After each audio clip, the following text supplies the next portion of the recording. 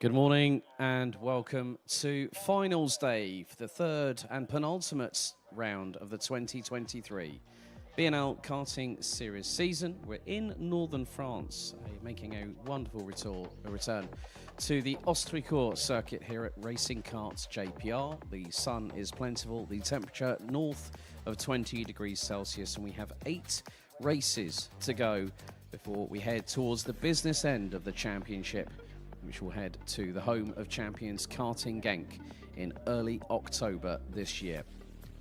Big thank you to everyone watching on the live stream via the official BNL Karting Series YouTube channel, and we are on a milestone very, very shortly, as we're soon to hit 1,000 subscribers. So thank you very much to everyone supporting the stream and watching all the videos. All the races for yesterday have already been uploaded, but we have already had our final 3 qualifying sessions from earlier on today for Minimax, Minimax Rookie, Junior Rotax, DD2 and Masters. However, taking a look back at yesterday, in Junior Rotax we had 2 different race winners, and we added a new name from a place down under joining the honour roll, as James Anagnostiidis took the Junior Rotax final by just a second and a half yesterday afternoon. But Kasper Schormans, who's looking to move his way up the order in terms of the point standings, took the victory in the pre-final yesterday afternoon by a comfortable 4.6 seconds. So it has been a bit of an apple cart upset, so to speak, but today is another day here at Ostricourt, which is a 1.45 kilometre circuit. Yesterday in Senior Rotax, well, there was one person that did the business when he needed to the most, and that was the United Kingdom's Kai Hunter, who qualified 12th overall out of 40 competitors, of which we have 36 today due to the final, the lowest 4 qualified drivers being eliminated after yesterday's 6 heats. The 20-year-old, the now reigning and 2-time defending GP plate champion from Kart Masters, took 3 successive race victories. His closest competitor on 4 points, Lewis Gilbert, with a win and 2 seconds. Also good to see one of the French contingent, aka one of the people that has got the most experience in this class, Francis Paul Fourquemin, took a win, a second and a 4th, putting him on 6 points. Austin Lee from Germany on 10, rounds out the top 4, followed by the likes of Vic Stevens on 11 points, Ethan Jeff Hall, Mitch Haynett, Sverre Ubben, Jort van Wijk, and the man that made the comeback that was required yesterday, Belgium's Kai Gilles. The top 10 covered by 19 points, the top 36 covered by 49 points. And effectively, for those wondering, how come that is the case? Well, in terms of karting, the higher up the rank, the higher up the finish order you are, the lower the point score you will be. However, for those wondering about the championship standings, well, Kai Hunter will pick up 110 points by being the highest placed driver. So if it goes to heats with more than 36 drivers, we effectively put them into the heat situation and your score is doubled. So it basically becomes like a pre-final and a final. So Kai Hunter picks up the maximum amount of points yesterday. Going into yesterday as well, in terms of DD2 and DD2 Masters, well, Tom Bracken took the opening win of the weekend in the pre-final yesterday by nearly 3.4 seconds, giving him a good start to proceedings with a 55-point score. Maxime Dirix and Nicolas Guillaume both trying to move up the table, finished ahead of Enzo Boll, who got demoted down to 4th after a 5-second time penalty for causing a collision in the pre-final. Jordi Klibor, the son of Carl Klibor, who will be coming to shortly in terms of DD2 Masters, unfortunately retiring with 3 laps remaining. Then into the pre-final, it was a double delight for Bracken as he went and punched his way through to a maximum score of 110 points, winning in the final ahead of Nicolas Guillaume, Enzo Boll and Maxime Dirix rounding out the top 4. Jordi Klibor managed to get to the end of the race with the top 4 covered by just over 3.8 seconds at the end of proceedings. Going on to DD2 Masters, while Nicolas Picot's lead has been further expanded due to a double victory yesterday. Morgan Rich, his compatriot, the 2021 Rotax Max Challenge Grand Finals champion, would not finish the first race due to the fact of having a front fairing go off and exit stage right on the circuit, thereby exposing the pedals and his feet underneath the Nassau panel, but he came back to finish second in the final. Carl Klibor has had a second and a third place finish. That will help his points tally nicely with the likes of Dominic Hummels and the returning Ronald Billings also on the grid. Hummels placed fourth in the final, third in the pre-final, and Ronald Billings, also a previous champion in this particular category. He finished fourth in the first race and fifth in the second. So that concludes the roundup of yesterday. And we have had timed qualifying this morning with regards to So effectively, because we had the heats yesterday, we do not have a second qualifying session for CD Rotax today. The results of qualifying were as follows. Jacob Ashcroft getting pole position by just over half a second. Minimax pre-final will be coming up very, very shortly in just over 2 minutes' time. Rory Armstrong puts it alongside the current points leader on the front row. Lars Lambers and Lieke van Berkel completing the top four. Thomas Verheyen was demoted 3 places, did on the road finish second in qualifying, but through a front fairing penalty, the Belgian was demoted down to 5th with Bran van der Weken, Vic van Kampenhout, Victor Reutz, Tristan Shays, Pauline van Pret, and Qatar's Saif Obedli, and Tristan Abiels rounding out the 12 strong. Jack Freeman, again, was showcasing good pace and qualified highest of all, and looks to extend his championship lead after 2 victories yesterday. Finn Albert Jorgensen, his nearest competitor, and Maria Roberto, all showing very, very good pace indeed. The top 3 in mini rookies covered by just 3/10. We've also had the results of qualifying for DD2 and DD2 Masters. And again, like it was yesterday, Tom Bracken and Nicolas Picot rounding out the pole positions on both respective classes. And it was Thomas Ingram Hill that at the time was provisionally confirmed as the pole position sitter. But in just a minute's time, we'll get underway with our first of 4 pre-finals. Minimax and Minimax Rookie will be tackling this 1,450-meter circuit in their penultimate race of the weekend. Jacob Ashcroft so far has been very much unchallenged, but things got a little bit closer in the final yesterday. Rory Armstrong is doing his level best to keep on terms with Jacob Ashcroft, but Jack Freeman definitely showcasing that his strides forward in terms of general pace performance have been pretty mighty so far this weekend, and this could be a sign of things to come for the youngster from the United Kingdom. But what else will we see transpire very shortly?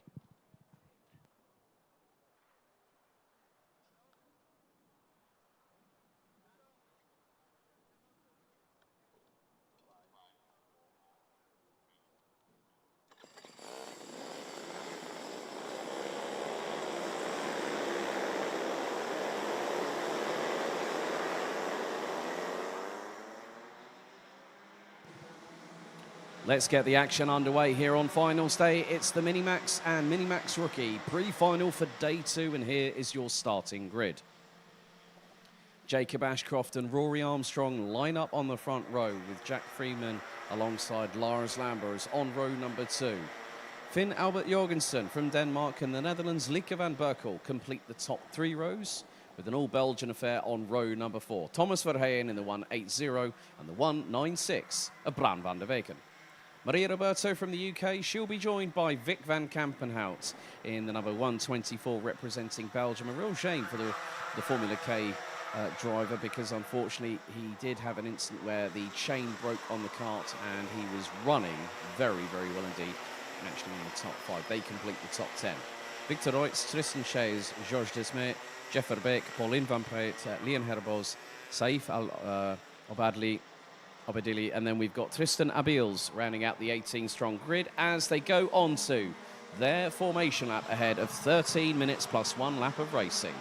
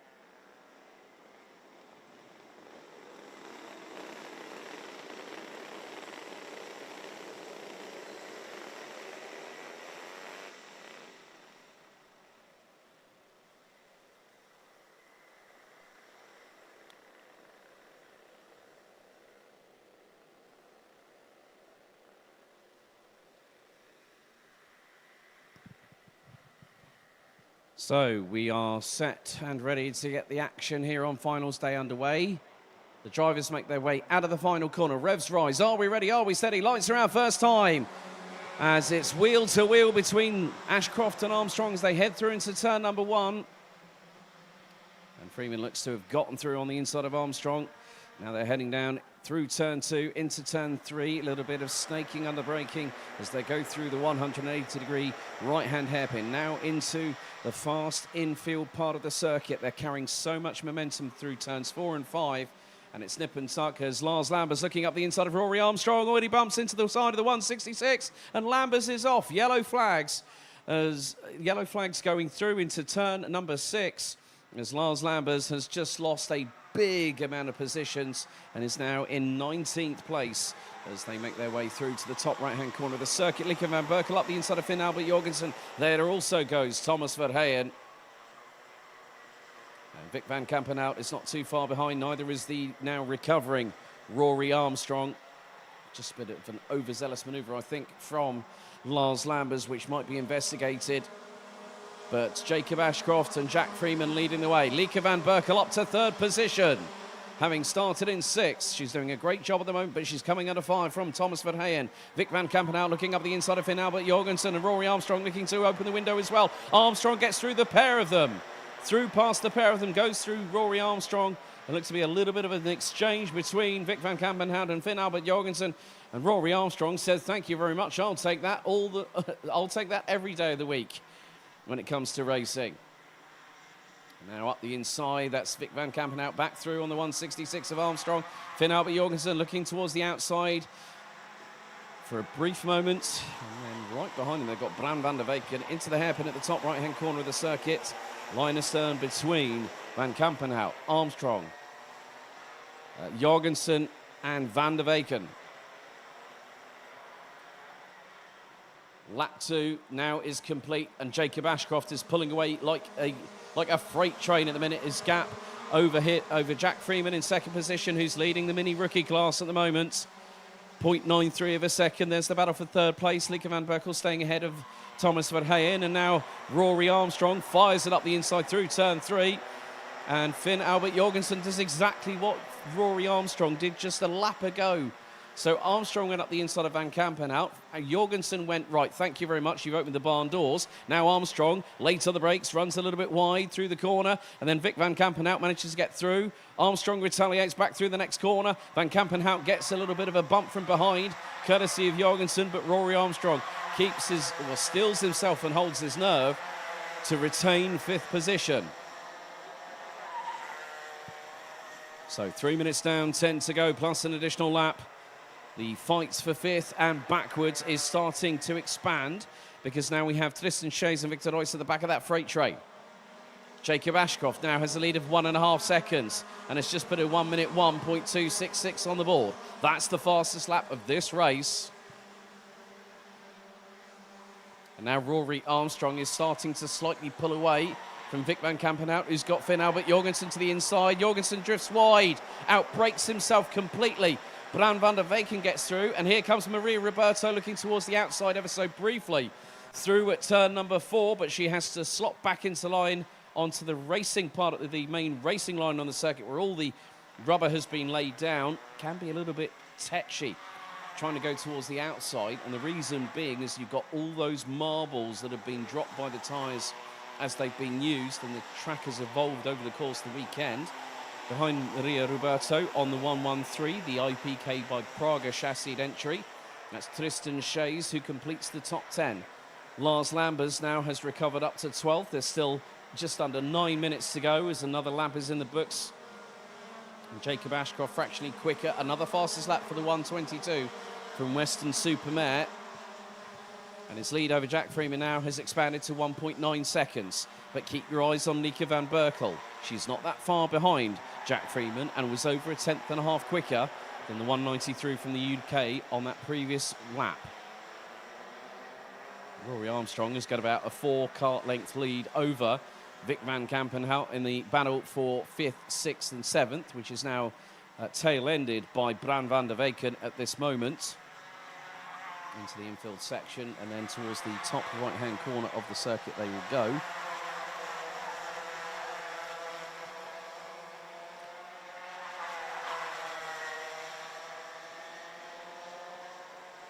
So 5 minutes down, 8 to go plus a lap. And Jacob Ashcroft just comfortably extending his lead as if it's nothing. He's just gone across the line. Jack Freeman now 2.62 seconds behind his teammate. Jack Freeman really doing a number here at the moment to, I would think, significantly extend his lead in the mini rookie classification heading into Karting Genk in just a couple of months, well, in just 2 months' time. We will head, we're just under 2 months' time. Give that 7 weeks, we'll head back to the home of champions Karting Genk for the season finale. Armstrong still holding on to that 5th position. Just trying to do his level best to try and pull away, but Vic van Kampenhout has been closing in on him. And there is Lieke van Berkel. Jack Freeman looks over his right shoulder into the hairpin at the top right-hand corner of the circuit. They go. Thomas Verheyen is holding a little bit back at the minute, just staying in position. Van Berkel swarming all over the back bumper of Freeman as they head into the final complex of lefts and rights here at Ostricourt. And Ashcroft's lead is now really starting to expand. 3.3 seconds, and we're not even half-time through this race. Van Berkel got a great run on Freeman coming through into turn number 1. That is continuing through turn 2. Who's going to be the latest on the brakes into 3? It is Freeman, who just keeps it on the defensive. Van Berkel holds station. He's not going to chance it, but behind them, there's the 4-kart train for 5th with Armstrong, Van Kampenhout, Van der Weyken, and Finn Albert Jorgensen from Denmark, rounding out what is the top 8. Maria Roberto is also putting in personal best. She's just done a 1 minute 1.658 on the previous tour, and she is starting to catch. She's about 9/10 from away from 8th position. But Freeman just keeping the kart parked on the racing line as they head through into the, again, to complete another lap, just bumping over the curbs, which in some places on the circuit are a little bit, can be quite high. And Van Berkel looking for the run into turn 1. Is she going to get through on Freeman? Yes, she does, before they even hit the middle of the apex. But Freeman says, right, okay, I'm going to latch onto you. I'm going to stay behind you in your wheel tracks. And once you make a move, if there's room for me to get through, I will take that opportunity.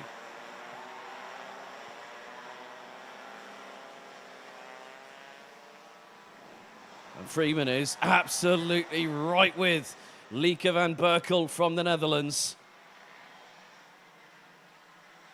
Some great racing with these Minimax drivers at this moment, because what this is allowing is, I'm seeing now that there is a gap starting to close between Thomas Verheyen and Jack Freeman. And that gap last time, well, it was between Lieke van Berkel and Thomas Verheyen, was just under half a second. And now Verheyen is closing on Freeman. Now, bearing in mind, 1st, 2nd and 4th are in the Minimax class. Freeman is running in rookie, and his nearest competitor is 3 karts behind. And that's Finn Albert Jorgensen in 7th. Freeman, however, is still keeping a very calm head on young shoulders, not making any unforced mistakes. Rory Armstrong just keeping everyone behind him at bay. Finn Albert Jorgensen was looking up the inside through into turn number 5 on Vic van Kampenhout, but thought better of it as they go into the next double left, which is effectively like one big sweeping 180-degree extended hairpin through the chicane, over the curbs. Van Berkel and Freeman both looking over their right shoulders. There's Thomas Verheyen. Verheyen now will have a mighty slipstream coming down the start-finish straight as we head into the last 4 minutes of this race, plus an additional lap here at Racing Kart JPR in Ostricourt. Ashcroft, again, just putting in the laps like a metronome. Just consistent. 5.2 seconds is the advantage. New fastest lap for the 122. And Finn Albert Jorgensen has managed to get through past on Vic van Kampenhout. Van Kampenhout responds, heading into the braking zone into turn 3. The 124 nearly outbrakes himself. Jorgensen to the outside through the exit of it. And Freeman still holding on to the back of Lieke van Berkel as they battle away for 2nd place overall on the road.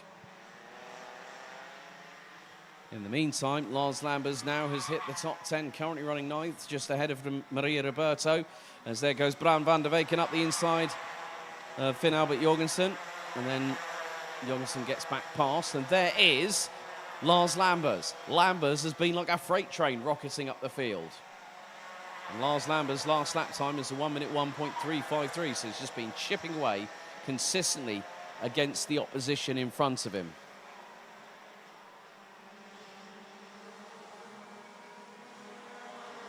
But second, third and fourth looks to be getting closer still. Up the inside of Bram van der Weyken goes the 1-4-2 of Lars Lambers. Well, Lambers has got past van der Weyken, and also Finn Albert Jorgensen. Jorgensen looking up the inside of van der Weyken. Again, out goes a little bit deep under braking. Van der Weyken back through.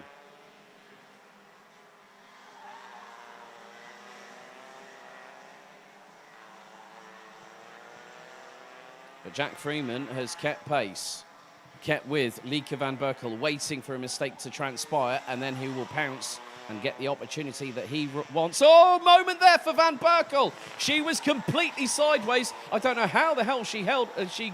She kept her hold of it and stayed third. And Freeman went, thank you very much. And now they've got the 105 of Tristan Abiels getting in the way ever so slightly.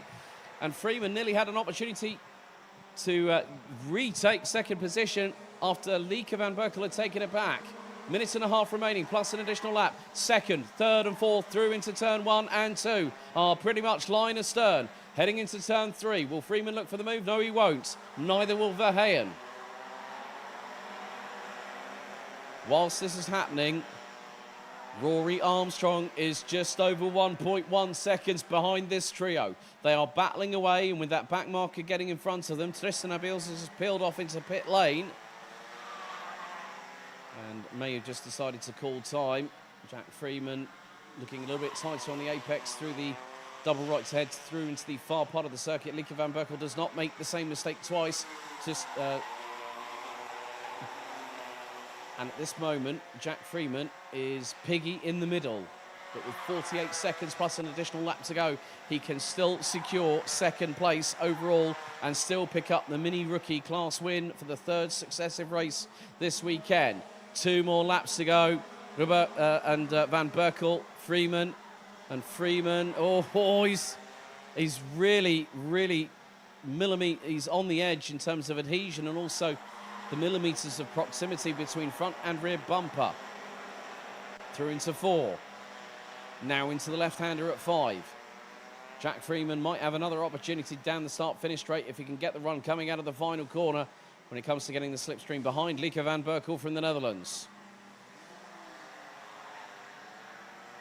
Timer now expires. 13 minutes are up. 1 more lap to go after this. And still it's undecided between second, third and fourth. But Jacob Ashcroft will very shortly be heading through the final corner there, and now here he goes. It's the last lap of the Minimax pre-final on day 2. A country mile. I think Jacob Ashcroft might be in the southern part of Belgium at this rate, the way he's been going. Lieke van Berkel second, Jack Freeman coming under attack, and through goes Thomas Verheyen at turn number 1 on the final lap of this race. Lap number 15, and Freeman trying to see if he can wrestle that third place back from Thomas Verheyen. Lars Lambers, in the meantime, is now battling with Rory Armstrong. He's got past Vic van Kampenhout, Finn Albert Jorgensen and Bram van der Weyken, with Maria Roberto rounding out the top 10. Freeman's on one last push, one last hurrah in this pre-final. He knows that he's got plenty of... He'll probably be told, he'll know that Finn Albert Jorgensen is at least 3 places behind him. And Jacob Ashcroft now will very shortly come round the final corner as the field makes its way down the dip. Here we go. Jacob Ashcroft, 3 from 3, clean sweep, and he goes into the final this afternoon with pole position. And congratulations to Lieke van Berkel, who takes second. It's a run to the line between third and fourth. Third goes the way of Belgium's Thomas Verheyen in the 1.80, pipping Jack Freeman by just 78 thousandths of a second on the road. Jack Freeman again takes another mini rookie class win. Rory Armstrong, 5th for the youngster from County Down, Northern Ireland, ahead of Lars Lambers, Vic van Kampenhout, Finn Albert Jorgensen, Bram van der Weyken and Maria Roberto rounding out the top 10. Jorgensen and Roberto picking up second and third in the mini rookie classification. Tristan Shays, Victor Reutz, Georges Desmet, Jeff Verbeek, Pauline Van Preet, Leon Herboz and Saif Al-Obedli from Qatar rounds out the 17 drivers that finished all 14 laps of racing, with Tristan Abils unfortunately retiring with just 5 laps to go.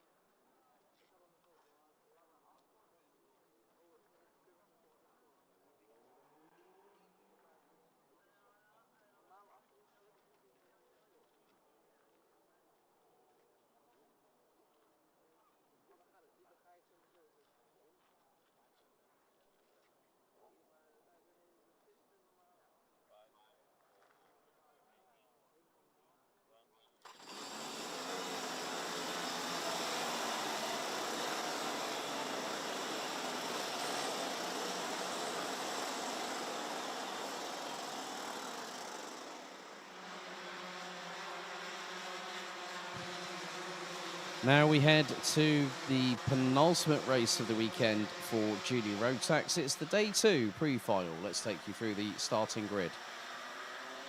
Thomas Ingram Hill starts from pole position. Kasper Schulmans will be alongside him on the front row, with Boris Maximov and Boer-Louet rounding out the top 2 rows. Matej Denkovic and James Anagnostiidis round out row 3, with Mika van der Pavert and Thijs van Wijk rounding out a all-Dutch affair on row number 4.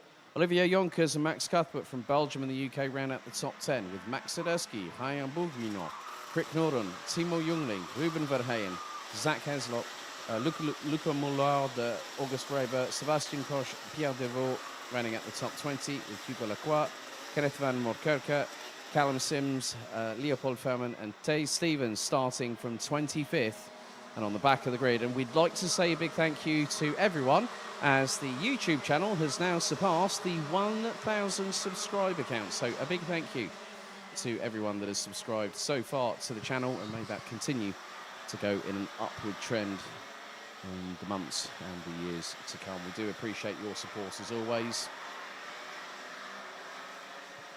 So it will be 13 minutes plus an additional lap on this 1.45 kilometre circuit in northern France, just it's further south of Lille by about half an hour's drive north. So far we've had 2 different winners from yesterday. Kasper Schulmans in the pre-final, and in the final, Australia's James Anagnostiidis. What's going to transpire over the next 13 minutes plus an additional lap? Well, we'll very soon find out.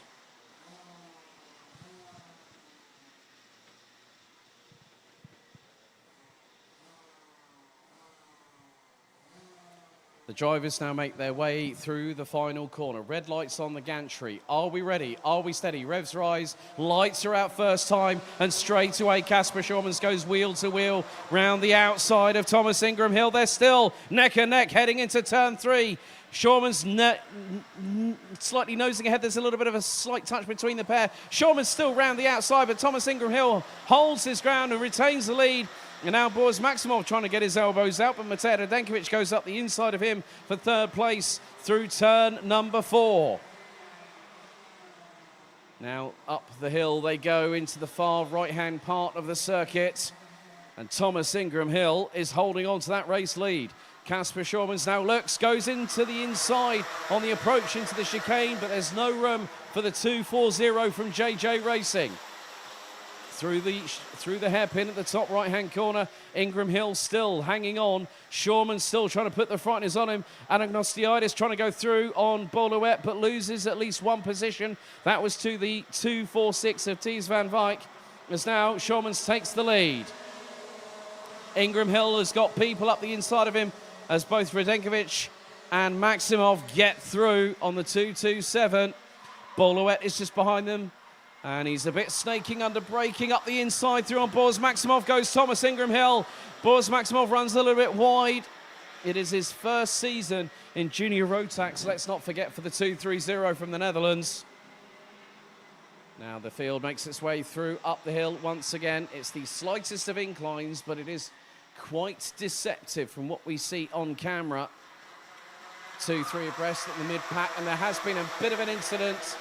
3 carts, maybe 4 involved, and 1 is stuck on the way up the hill. Cart is stationary at the minute, so that will be more than likely. And that is a Dams Racing cart, and that is the 214 Sebastian Koch being attended to by Dave Ritson as we speak. Marshals and, well, the medical team on their way to assist. And the main thing is Sebastian Koch getting up out of the cart, albeit with a little bit of discomfort.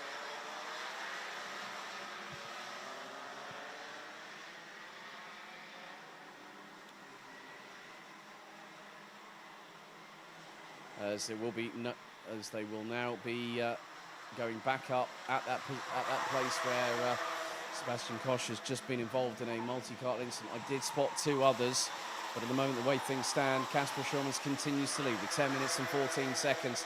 plus an additional lap remaining. Matej Radenkovic remains in second. Thomas Ingram Hill has now fought his way back up into third place. Fourth is Bolowet. Fifth is Thijs van Wijk. But the thing is, the gaps are not that much. I've just seen Max Cuthbert come through, and he's up into sixth position. James Anagnostiidis is now making his way up, back through what was probably the lower part of the top 10. Currently 8th at the minute. Radenkovic loses to Ingram Hill, Louet and Van Wijk, and has got Max Cuthbert breathing down his neck. Max Cuthbert very, very lucky with the incident at the final corner, which brought out the red flag in the Junior Rotax final yesterday afternoon, which meant it had to be put back to the end of the schedule, as it's getting a bit close for comfort between Cuthbert and Radenkovic. And an exchange of touches between bumpers. But Thomas Ingram Hill now finds himself in second position. He's got a little bit of ground to make up. Max Cuthbert is the one with the fastest lap out there, 58.177 for the 234, based out of Chelmsford, about 40 minutes south of my current where I currently live. And Schurmans has got a lead of about 0.8 of a second. Fastest lap of the race goes to Timo Jungling at the minute. And where is Jungling at the moment? Well, he's currently 14th, so he's started towards the bottom part of the mid-pack. He's trying to move up the field.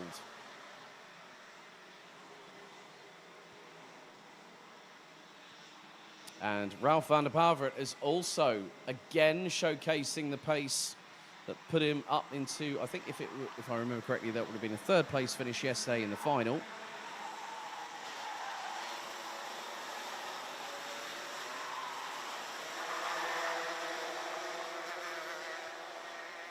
So with 8 minutes and 13 seconds still to go on the clock, plus an additional lap, Casper Schurmans trying to extend his lead.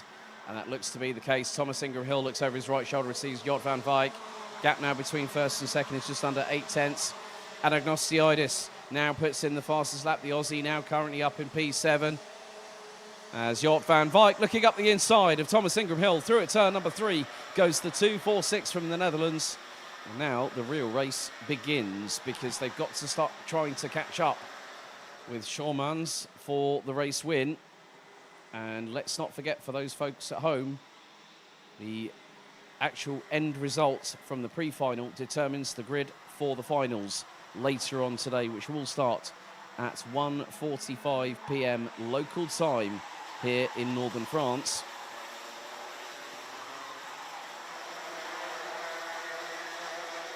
Thomas Ingram Hill, however, keeping pace, trying to put the pressure on Jort van Wijk, but Matej Radenkovic seizes an opportunity, and there goes, oh, that's Bolowet. Oh, and onto the grass, and kicking up the dust goes Thomas Ingram Hill, and Bolowet gets through, Max Cuthbert gets through, so does James Anagnostiidis.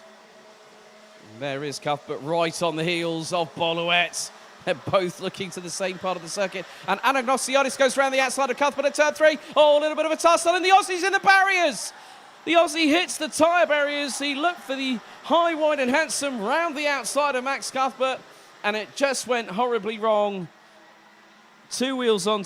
All four wheels onto the cross, went rally crossing, and the forward travelling momentum meant that he had no other alternative, and he hit the tyre barriers. I'm not too sure what damage that might have done to any of the tie rods or track rods, or maybe the steering on the car, or maybe even the back axle. But that was very, very lucky that James did not hit that head on. Meantime, there is the 2.45 of Ruben Verheyen.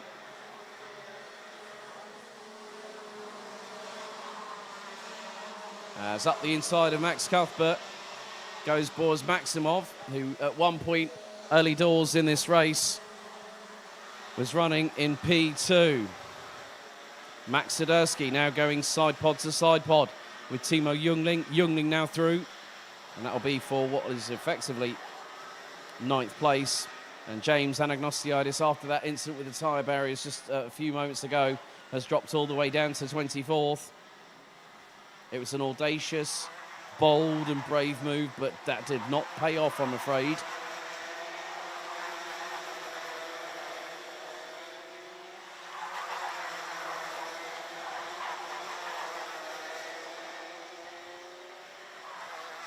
But Kasper Schurmans now has just over a 1 second lead at this minute.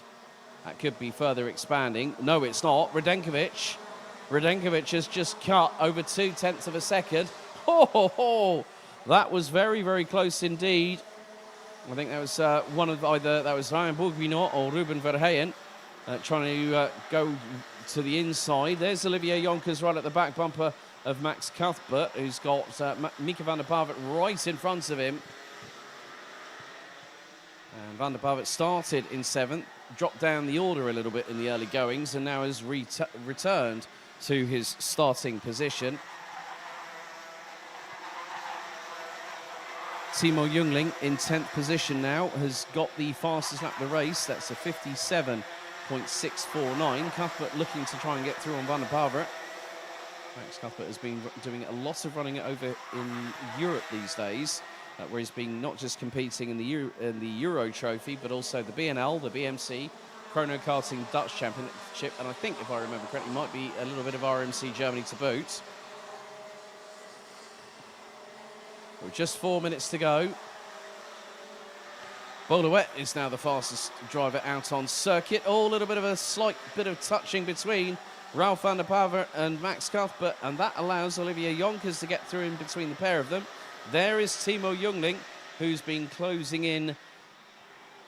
He's got his fishing rod out. He's trying to cast the reel and reel them in, so to speak.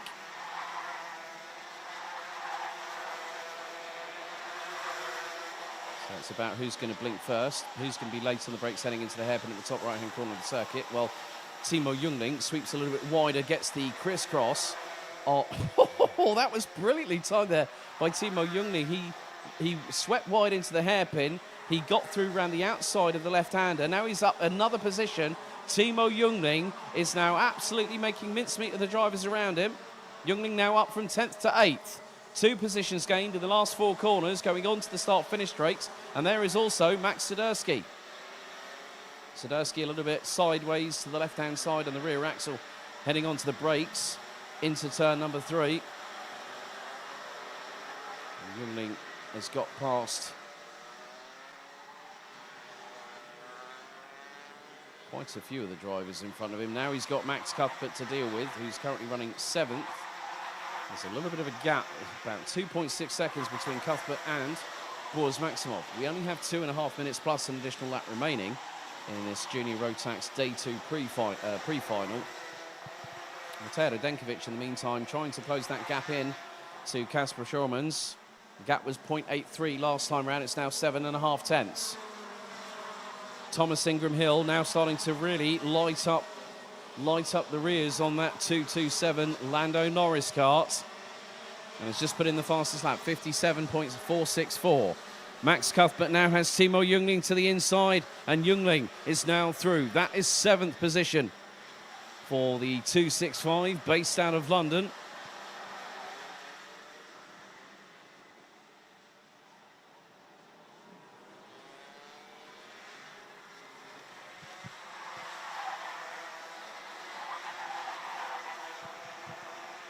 But Jonkers now is in with the chance of getting past Cuthbert. They're heading into the right-hand hairpin. Jonkers pulls to the inside. Cuthbert trying to hold his ground.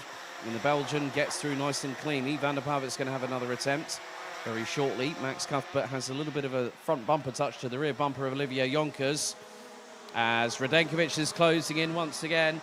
Boulouet with another fastest lap of the race, 57.383 seconds. But Mateo Radenkovic has got the gap down to Kasper Schurmans, to within 6.5 tenths. And he's bringing along with him Jort van Wijk. Matthijs van Wijk, and Wijk is actually even quicker at this moment.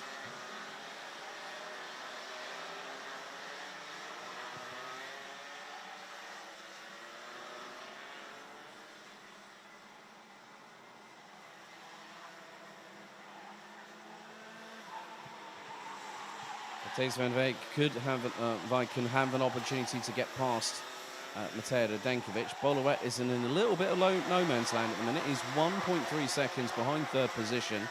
Thomas Ingram Hill is just under 7 tenths behind him. 2 more laps to go, including this one that we're just going on now. Lap 14 out of 15 underway. Gap is just under 6 tenths. Bolowet still holding on to the fastest lap of the race of 57.383 seconds for the 224 from Dams Racing, representing Belgium.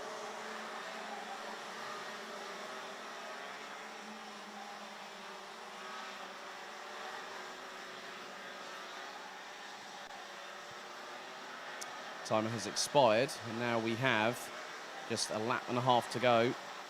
So Shormans has got Matej Denkovic and Dave van Veek not too far behind. The gap between the top three was just under 0.8 of a second, as we're heading on to what will very shortly be our 15th and final lap of the penultimate race for Junior Rotax in this third round of the season.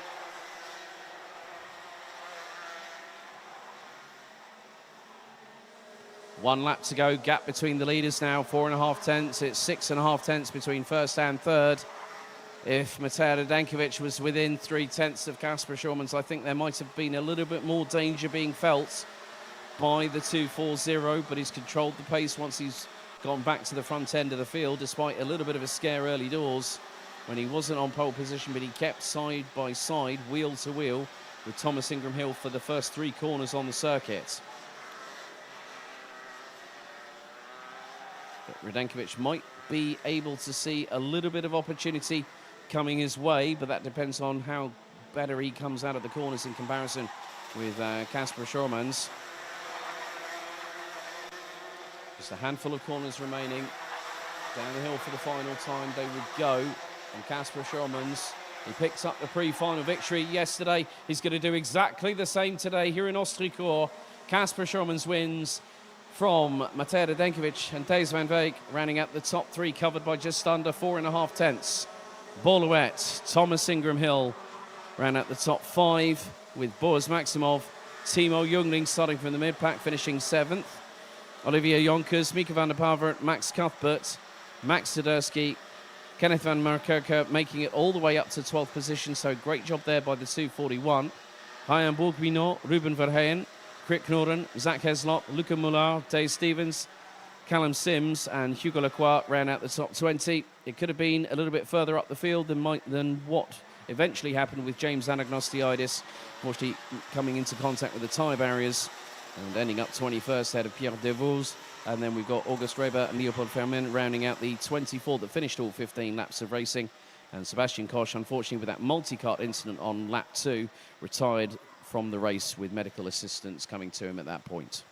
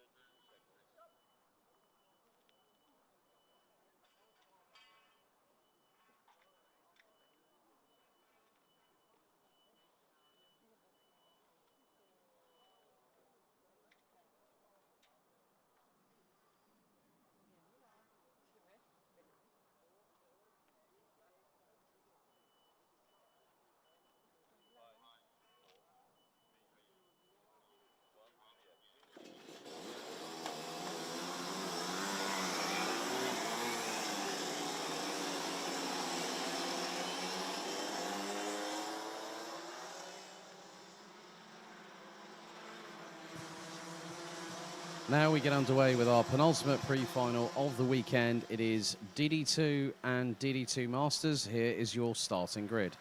On pole position, it's going to be Nicolas Guillaume.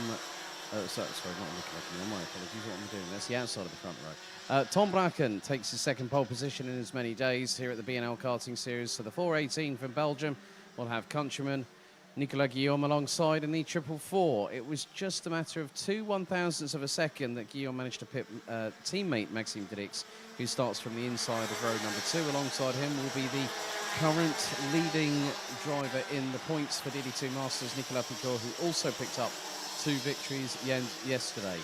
Enzo Bol and Mogariche in the 404 from the Netherlands and the 569 from France will line up on row 3.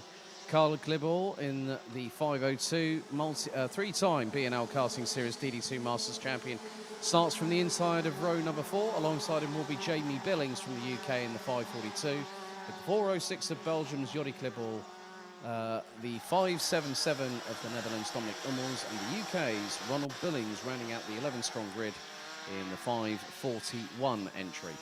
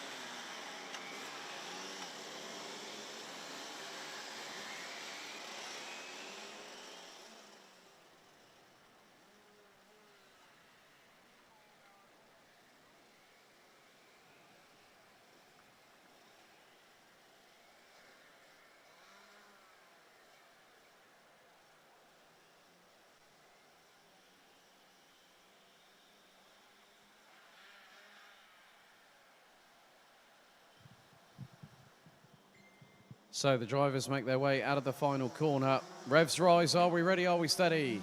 Lights are out first time, and they head into turn number 1. Great start by Maxime Dirix to get through on the inside of Nicolas Guillaume. He's just lost 3 places at the drop of a hat. Enzo Bol was quickly looking towards the inside of Maxime Dirix going through into turn number 3, but no opportunity there. Mogariche trying to keep Nicolas Picourt at bay whilst also going up the inside of Nicolas Guillaume heading into turn number 4. So Bracken leads, Dirix in second. Third, it's Bol. Mogariche rounds out the top 4 positions. He's leading the way in the DD2 Masters classification, closely followed by his French countryman. Nicolas Picourt, who's got Nicolas Guillaume towards the outside. There's Karl Glibor. As Guillaume again tries the switchback attempt on Nicolas Picourt, but there's no room in the inn for the 444 at this moment. A closely fought first lap concludes with Tom Bracken leading by just over 5.5 tenths of a second. He's put in a 57.124 second lap time on that opening lap, and so far has started to sprint away. As Nicolas Guillaume. Oh, that was a nice little move there from Nicolas Picourt, but he goes late on he goes deep into turn number 3, and Mogariche nearly had the undercut straight back at him on the run through to turn number 4, but the 569 unable to make that happen. Enzo Bol now trying to put the frighteners on to Maxime Dirix, but that's easier said than done.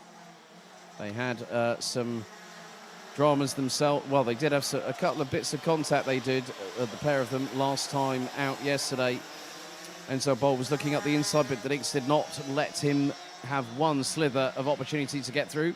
Jordi Glibor robustly gets through on Ronald Billings through into the penultimate corner on this circuit, but Tom Bracken starting to expand his lead as someone's gone off and kicked up the dust big time out of the final corner.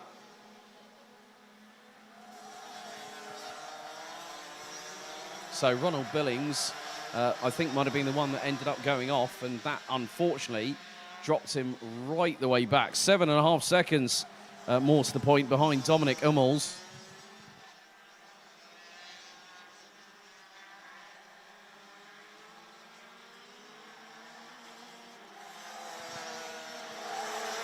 But the battle for second and third wages on at quite an intense velocity.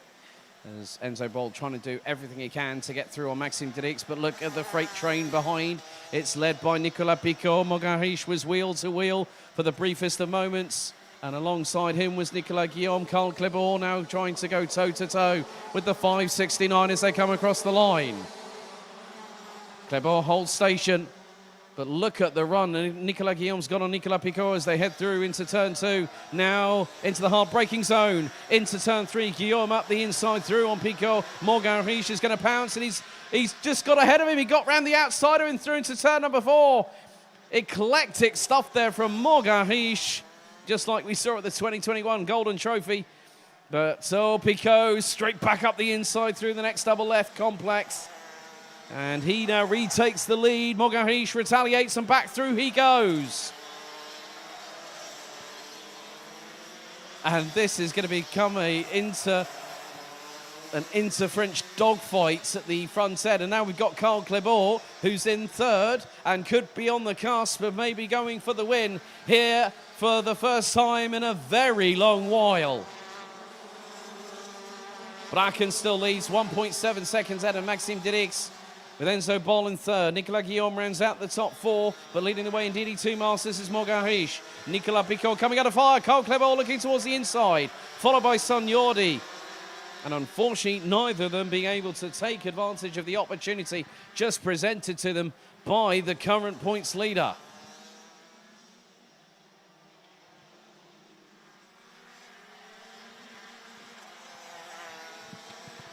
So just over 8.5 minutes remain in this race. And what's more, could things tighten up a little bit further as we go through every single corner of this 1.45 kilometre circuit? I don't think the jury's quite out yet on who's going to win in DD2 Masters, but it is more than just a 3-horse race, because I've just seen Jamie Billings is just behind Jordi Clebor as they cross the line again.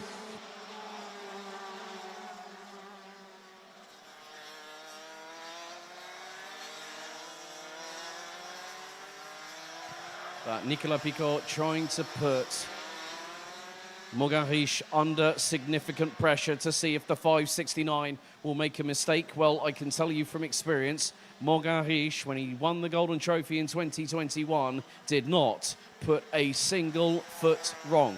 This weekend, however, there's been a couple of chinks in the armour, especially with the bumper exiting stage right off of the front of his cart and onto the grass in the circuit. Oh, moment there, that was Jamie Billings. Jamie Billings off the circuit, and that allowed Dominic Hummels to get through, and you can see the frustration as he bangs the left-hand side of the steering wheel and the Nassau panel to boot. It's like Ronald Billings has decided to park it in the pit lane after just 4 laps. Now we go on to lap number 7 of this race, and Tom Bracken has a 2.2 second lead over Maxime Dirix. Enzo Bol in third. Nicolas Guillaume rounding out the top 4.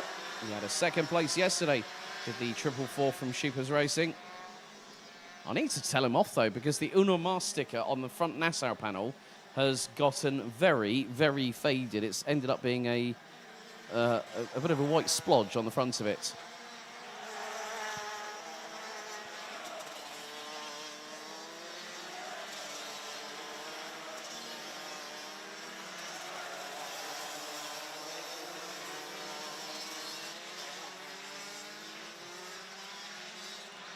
But Tom Bracken continuing his run of form. He's looking for another victory to really cap off the weekend here in northern France in the best way possible. And now Nicolas Picot looks to the inside. Through on Morgan Riche goes the 537.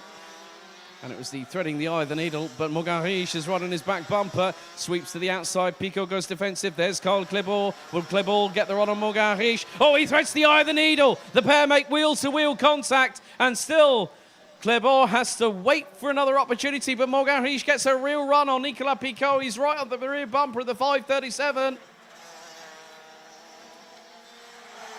Just goes to show that it's a bit like riding a bike. You never forget how you race in a kart. And that is proof personified between the 3 DD2 Masters drivers on your screens right now at home. Nicolas Picot still holding on. Morgan Riche trying everything in the playbook. All his skill set to try and get through, and Carl Clebor sweeps wide into the penultimate right-hander, and there is the train once again. Morgan Riche now looking to put the boot on the other foot, and he's sideways, turning it into turn number 1, and he gets through on Pico. Now the run up to turn 2. Clebor has got the slipstream. He's looking up the inside of 537, through into turn number 3, but was not far enough alongside. And now this is allowing, well, look who's behind Carl's son Jordi. Dominic Hummels has just joined the party.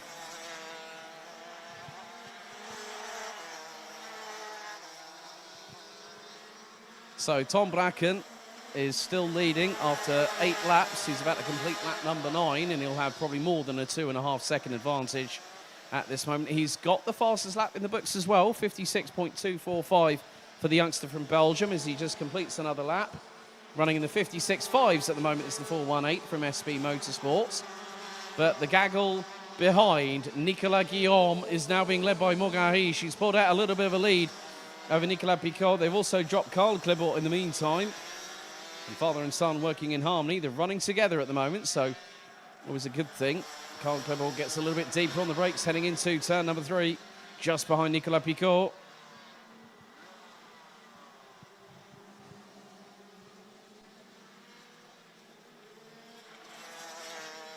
And you never count out the 502, the man known as the Baker, or as I originally nicknamed him, the fastest baker in Flanders. And a very, very busy man when he's not behind the wheel of the cart. If it's not data, then it's on the laptop with a mobile phone alongside it, running multiple bakeries. But him and his... he does a great job behind the wheel and loves his racing. Whenever he's enjoying something like this, I'm sure they'll have a smile on his face and be congratulating Morgan Riche and Nicolas Picot for a great battle. But that battle is set to continue over the next 3 minutes and 20 seconds.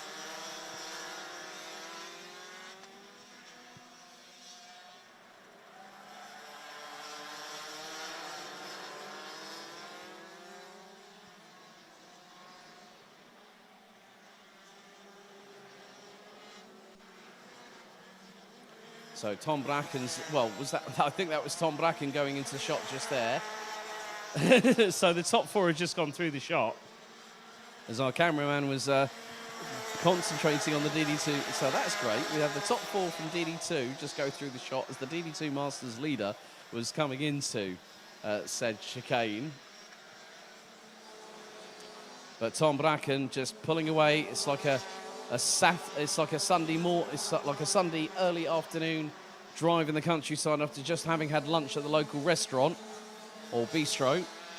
But Tom Bracken now has a 2.7 second lead over Maxime Didix. Didix has just put in his fastest lap of the race on lap number 11, 56.525 by the number 499.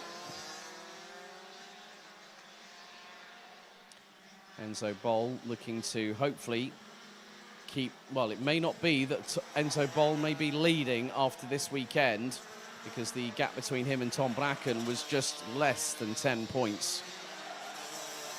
So I would hazard a guess that Tom Bracken, the way he's running at the minute, could be leading the way heading into the final round of the BNL Karting Series. And that will take place at Karting Genk. And that will be between the 29th of September and the 1st of October this year.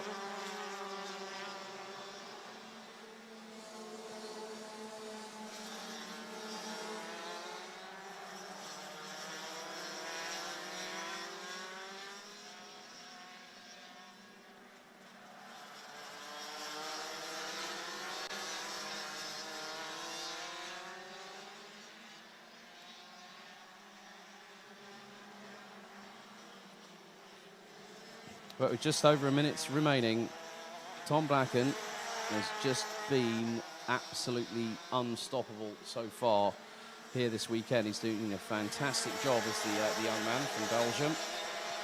Very soon we'll be going on to our penultimate lap of the DD2 and DD2 Masters pre-final.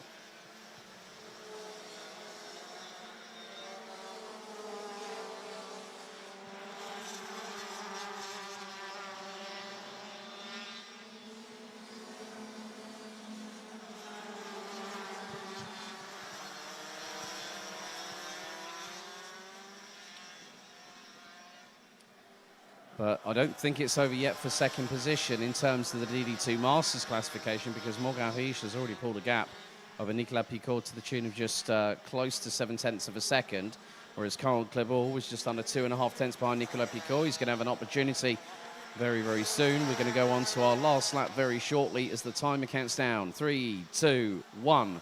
Time has expired. 13 minutes are up. And Karl Klebor is about a couple of kart lengths behind Nicolas Picaud in the run for second position in DD2 Masters, which is 6th overall. But Tom Bracken goes on to the final lap of this pre-final on day 2 for DD2 and Masters.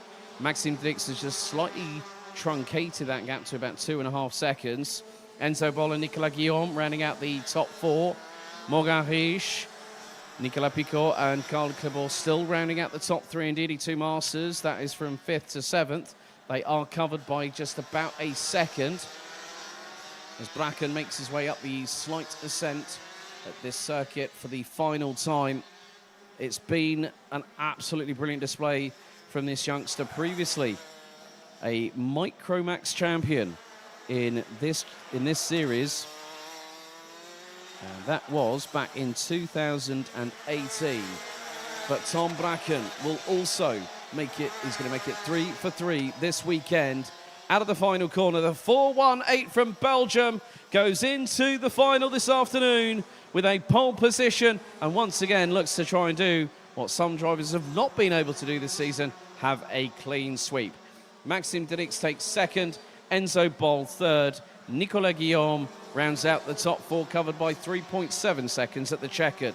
Morgan Riche stops the winning streak this weekend of Nicolas Picaud by winning his first race of the weekend by just 0.8 of a second. Karl Klebor in 7th. Jordi Klebor, his son, rounds out the top 8 and thereby finishes 5th in DD2, whereas Dominic Hummels and Jamie Billings round out the top 10, covered by 14.6 seconds. And on lap number 4, unfortunately, Ronald Billings retired from the race.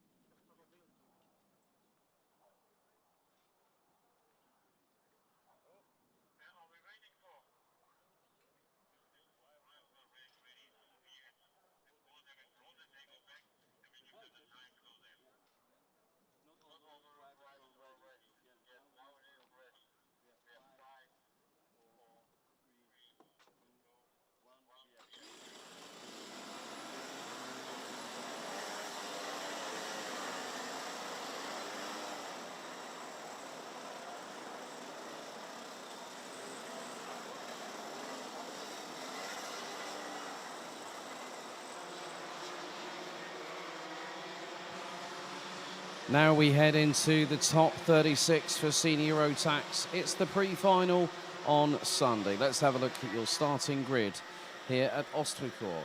It's Kai Hunter and Lewis Gilbert on the front row of the grid. Behind them, they'll have Paul Fogwemin and Austin Lee. Vic Stevens and Ethan Jeff Hall will line up on row 3. Adam Mitch Hainert, Sverre Ubben, Jod van Wijk, and Kai Gillets, who completes the top 10. Tommy van der Stroys and Sean Butcher will line up on row 6 ahead of Dion van Werven, Jaden Teen, Luke Neeson, Montego Masson, Mathis Turlo, Simon Perigny, Lockie Robinson, and Thijs Dams, who completes the top 20. Lawrence Herbos, Kamal Mrad, Ivar Adagnostiidis, Scott Westhovens, Bram Ossevada, Kans Boshaus, Matthias Flamont, Louis Grimaupont, Badr Al-Souleti from Qatar, Rune de Broeke, Spencer Braun, Buzz Janssen. And then we have got the 9-1-3, Mathieu Lemoigne, Ralph van der Pevert, Enzo Dickenberg, and Puck Gubbles bring up the rear of the field.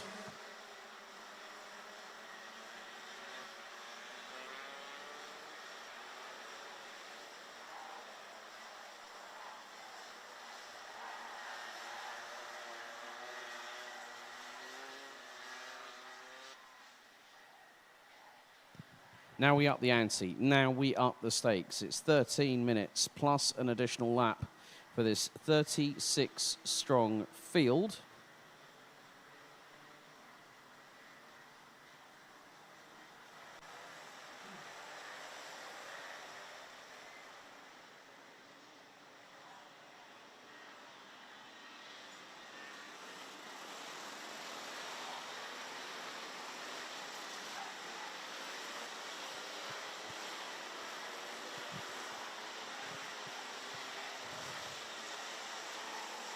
So Kai Hunter at the moment is leading away on a total of 110 points after the 3 heat victories that the driver from the Republic of Tyne, based in Sunderland in the United Kingdom. He's got Lewis Gilbert, his closest competitor, alongside as the drivers make their way out of the final corner. Revs rise, are we ready? It's a full start. All the nerves are setting in, folks.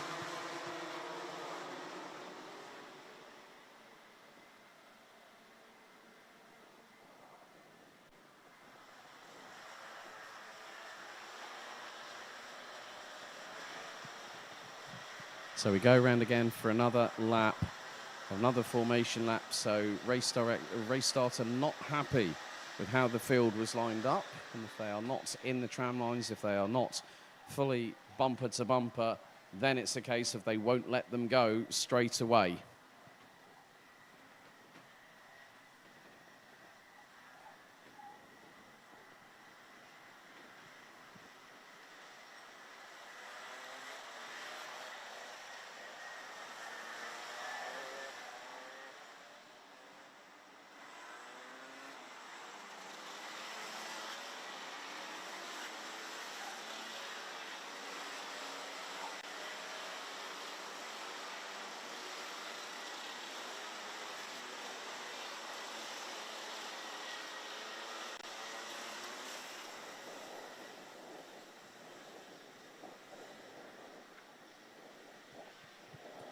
So, second time of asking, 18 rows, 36 drivers going into the final corner. Revs now start to rise. We are lights out second time. Good start by Hunter as he leads the field into turn number 1. Quemmen looks to get the early jump on Lewis Gilbert, but the Pride of Scotland holds his ground. Vic Stevens looking up the inside of Austin Lee as they head down into turn number 3.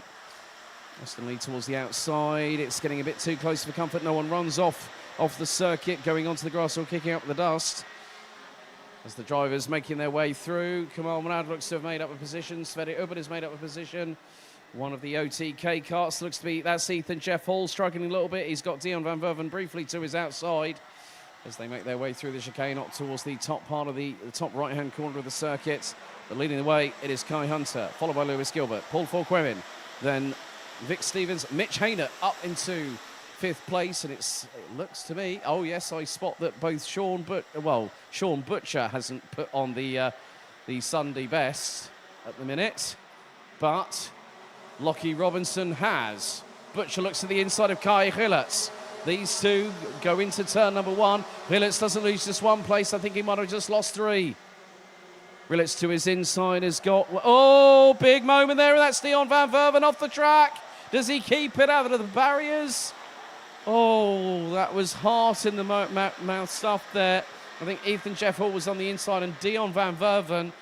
I'm going to say those 2 infamous words, code brown for the 377, but he managed to get back out onto the circuit. He dropped a big load of positions. It was just going to be a case, I think, just a little bit of contact. And then all of a sudden, Jeff Hall into the side of Van Verven, and then Van Verven straight off. Managed to slow all that significant forward-travelling momentum and keep it out of the barriers. Sverre Ubben's got his elbows out. He's battling away with Kai Rilets. And just behind them, they've got Jaden Thien and Tommy van der Stoys. And Lockie Robinson looking to the inside of Jaden Thien, going through into turn 1. Unable to get through, did the 326. As here is Butcher up the inside. That's on the 372 of Austin Lee. Nice move up there for 5th position for the Brits. Well, that could be more than likely 6th position because Mitch Haynert, this has been his best weekend so far this season for the TB Kart Netherlands posse. But Butcher has got time to chase him down. 10 minutes and 20 seconds plus an additional lap still remaining. At the minute, the top 10 is as follows. Kai Hunter leads the way ahead of Lewis Gilbert. Paul Forquemen in 3rd. Vic Stevens, Mitch Haynert. That is your top 5. Sean Butcher in 6th, so I'll call them as they come across the line. So Sean Butcher, Austin Lee, Jort van Wijk, Kai Rilets and Sverre Ubben round out the top 10. Jaden Thien, Sverre Ubben, Lockie Robinson, Kamal Manad, Tommy van der Stoys, Ethan Jeff Hall, Mathis Turlo. And look at the gaggle here, it's nearly 3-4 abreast going through into turn number 3. Sverre Ubben gets hung out to dry and he's been forced wide and he's off the circuit and bumping the rear axle, bumping up and down on the grass. Very, very lucky to keep out of the tyre barriers. But that just goes to show one move by someone being a little bit overzealous can cause a chain reaction. Now, Rilets is closing in on Austin Lee. This is going to be a battle for what is 7th position. But at the front of the field, we still have Hunter, Gilbert. Vic Stevens now has got past Dams Racing teammates Paul Forquemen. Haynert in 5th. Sverre Ubben has dropped all the way outside of the top 20. Days Dams completes the top 20 at the moment. Ethan Jeff Hall completes the top 15. And there is the 333 of Jort van Wijk round the outside of Austin Lee through into turn number 4. He's not going to make it through 5. He held onto it and he caught the right rear wheel onto the grass and the dust on the outskirts of the corner whilst trying to go round the outside of Austin Lee. It was bold, it was brave, but it didn't quite work out. A little bit further back, Lockie Robinson really battling away. There's Kamal Manad and Ethan Jeff Hall right on his 6.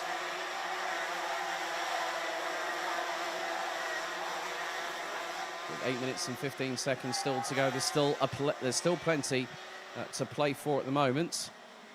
Buzz Janssen all the way down in stone dead last, I believe. Well, I might not even... Well, he's pulled it into the pits. Or he might be out. So Buzz Janssen, his race comes to a premature end.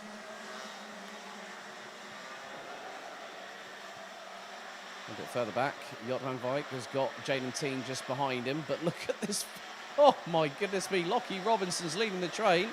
There's the 915. Simon Perigny trying to get through on the 348 of Kamal Mrad. Luke Neeson is at the front of that train. Mathis Tolo is there. Montego Masson along with them, plus Days Dams. Oh, Mathis Tolo up the inside of Perigny. Masson gets through. Oh, this is going to be close. Anagnostiadis, she's just behind them as well, looking to get back up into the top 20. Dion van Verven is a little bit further back, but that's the other CRG privateer on this grid. Spencer Brougham has had to have a new engine during yesterday. But with 7 minutes to go, plus an additional lap, Rilets has got through on Butcher for 6th. There's Jaden Thiem. This is the battle for what is now 8th place. And oh, Jort van Wyk was very squirrely under braking. Austin Lee could have had the opportunity up the inside of turn number 3, just behind them. There's both the pairing of Laurens Herboz and Tommy van der Stroys. So we will see whether that, well, any positional changes, they're sure to come very, very soon. Kai Hunter leads the way by a second and a half ahead of Lewis Gilbert. Yeah, looking pretty good for starting on the front row of the grid for the last final of the weekend, which takes place at 3 p.m. local time, so in just over an hour and a half. So lap 7 completed. Kai Hunter puts in a 57.143. In the meantime, Mitch Haynert has got right up his backside and his exhaust. Kai Rillertz. Rillertz is on an absolute flyer. Now through into 5th. Goes the 374, the reigning and defending champion. It's not been an easy opening 2 rounds, but this could be where he makes up the difference. He got to 10th place in the ranking after heats yesterday, after a dismal qualifying session where he suffered with engine power troubles. And at every single race, he made at least double digits when it came to positional increases on the grid, starting from either 19th or 20th. A little bit further behind, Tommy van der Stroys has got Austin Lee right behind him. And Austin Lee was looking very, very close indeed to setting it up the inside. Hunter leads still after 8 laps. 2.1 seconds between him and Lewis Gilbert, and another fastest lap. Kai Hunter looking to expand that success rate of 100% to 4 out of 5 races so far. There's just the final left to go after this one. We still have 5 minutes remaining as Buzz Janssen retires on lap number 3. We're on lap number 9, and there are your drivers in 2nd, 3rd and 4th. Lewis Gilbert versus Vic Stevens and Paul Fauquemin. So Scotland, it sounds like the FIFA World Cup, doesn't it? Scotland versus Belgium versus France, but in karting form, to use a football analogy.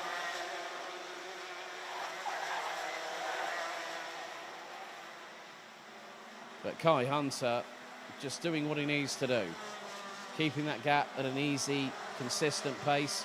Just lifted off the throttle ever so slightly, but he was still faster and probably still had waft to spare, as he was just over 1/10 of a second quicker than Lewis Gilbert on that previous tour. Rune de Bruyke has unfortunately dropped down to 28th position. Eva Anagnostiidis, she's now gotten up to 19th position, so she's in the bottom part of the top 20. She was running in the top 10 yesterday, but unfortunately her 3rd heat. Oh, that's a nice little move there. Tommy van der Stroys neatly through on Jort van Wyk as they go through into the chicane. Just behind them, they have got Laurens Herboz, who's managed to get past Austin Lee. Not too sure what's occurring with Austin in this race. Been fighting at the sharp end of the field, but in this race, whether he's picked up a little bit of damage or whether there's an issue with the kart holding him back, but I would think that Austin, very, very solid driver. 2020 Rotax Max Challenge Germany Mini-Max champion. Booked his place for Team Germany, and unfortunately that was the year when the grand finals were rescheduled from Bahrain to Portimao and then got altogether cancelled, as Montego Masson has got Australia's Eva Anagnostiidis just behind him. So Eva has proved this weekend that she can fight at the sharp end of the grid. Looking forward to seeing how her progress goes on, not just today, but also in future rounds of the BNL Karting Series and possibly the Euro Trophy. And, a lot of learning to take on board, and so is her younger brother James when they joined the stable at Dan Holland Racing. Lap 11 now completed, and the lead now is nearly 2.5 seconds behind Kai Hunter and Lewis Gilbert in this Senior Rotax Top 36 pre-final. As there's now a move by Sean Butcher on Mitch Haynert. That is a change for 6th position.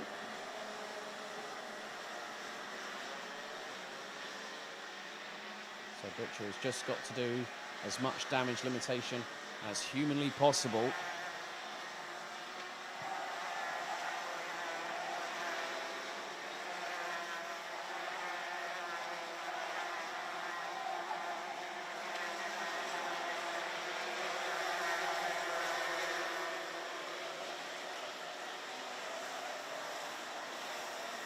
So coming down to the final few moments of this pre-final here in the top 36 for senior Rotax. And Kai Hunter still starting to calmly and coolly extend that lead again. It's now 2.655 seconds between him and Lewis Gilbert. And Kai Gilbert's now really putting himself in the opportune ringside seat for the final later on. He's currently 5th at the minute and he's 8/10 behind Paul Fourquemin. Rillet's last time around was over 3/10 of a second quicker than the Frenchman running with Dams Racing.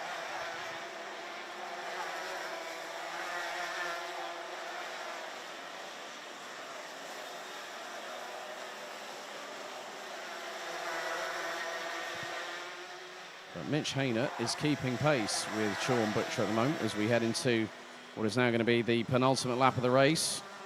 Lap 14 out of 15 completed. And Lewis Gilbert and Vic Stevens are pretty much running very closely together in terms of the lap times that they are setting. 57.2s by the pair of them, but Gilbert fractionally faster. And here comes a little bit of a skirmish. Oh, Dion van Verven slots right in between Thijs Dams and Eva Anagnostiidis, the Australian trying to get through on the Dutchman. And a little bit further back, well, there is Vic Stevens. Paul Fourquemin has lost 4th. Rillet's caught him up and got past him. Timer has now expired as our race leader very shortly will head into the final corner here at this 1,450-metre circuit in northern France. Kai Hunter, just 1.4 kilometres away from continuing his 100% success rate. Gilbert 2nd, Stevens 3rd. Rillet started 10th, now in 4th position. Fourquemin, Butcher, Hayner, Teen, Van der Stroys, Herbols. That rounds out your top 10. Jod van Wijk, Austin Lee, Ethan Jeff Hall, Lachlan Robinson and Kamal Manad round out the top 10, the top 15. Dion van Verven completes the top 20. Just outside it is Eva Anagnostiidis. Rune de Broek is going to be the last casualty before the checker flag comes out. The 9:11, unfortunately retiring on lap number 12. But Sunderland's finest, once again, is on top form. Out of the final corner, it's 4 in a row. Kai Hunter continues his winning streak here at Racing Kart JPR in Ostricourt, winning by nearly 3 seconds ahead of the pride of Scotland, Lewis Gilbert. Vic Stevens, Kai Gilbert's from 10th to 4th on the grid. Paul Fourquemin rounds out the top 5 ahead of Sean Butcher. Mitch Hayner, Jaden Teen, Tommy van der Stroys and Lawrence Herbols rounding out the top 10. Jod van Wijk, Austin Lee, Ethan Jeff Hall, Kamal Manad, Lockie Robinson, Luke Neeson, Matty Serlo, Simon Perigny, Dion van Verven and Thijs Dams complete the top 20. Rounding out the top 30, Eva Anagnostiidis, Montego Masson, Kaz Boshouse, Scott Westhopens, Bader Al-Suleti from Qatar in 25th, ahead of Spencer Brown, Sverre Ubben, Puck Gubbles, Ralph van der Pavert and Louis Grimopont rounding out the top 20. Bram Ossevada, Enzo Dickenberg, Matthias Flamand and Theo Lemoigne rounding out the top 34 that all finished the race. Rune de Broek retiring on lap 12 and Buzz Janssen retiring on lap number 3.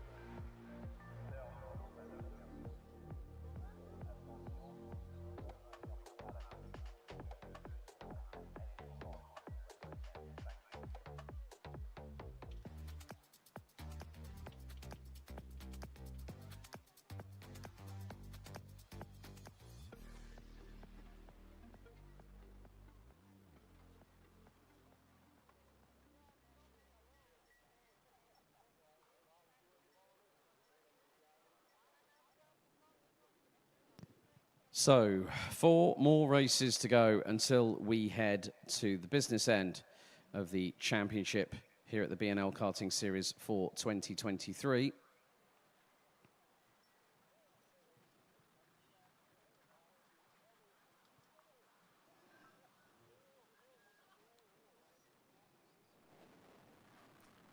And in just 48 days' time, we will make our return to the Home of Champions on September the 29th, and then the season will conclude on the 1st of October. We'll be giving away tickets to the grand finals and crowning our champions, but we're about to get things underway with the Mini-Max and Mini-Rookie final.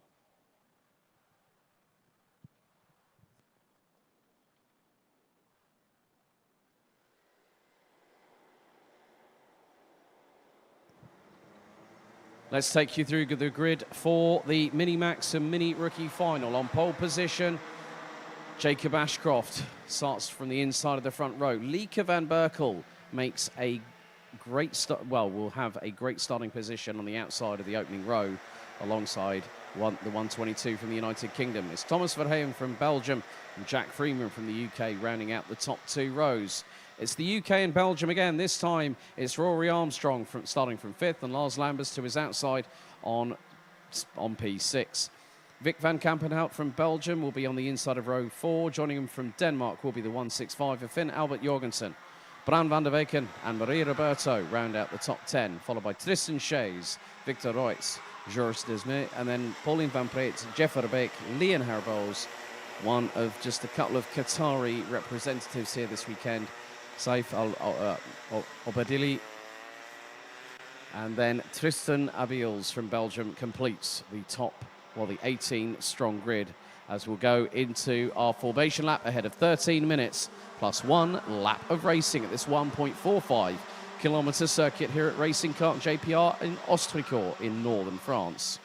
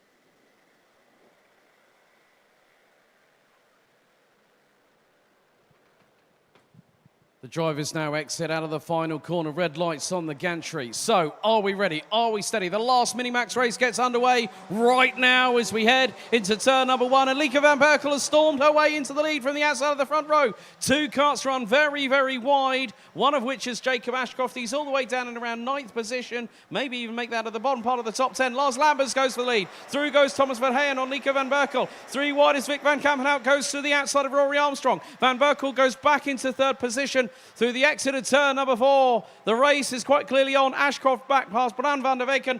Someone's already gone off the circuit a little bit further back.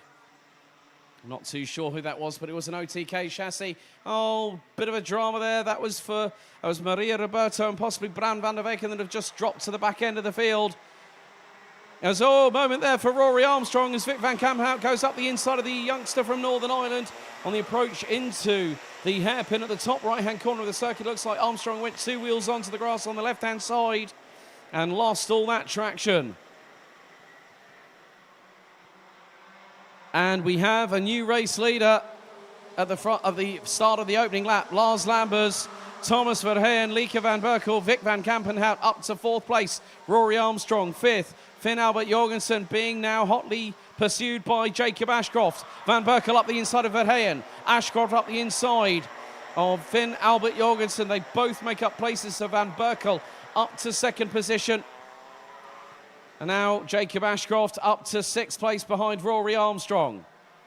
Three-way battle for second between Van Berkel, Verheyen and Van Kampenhout.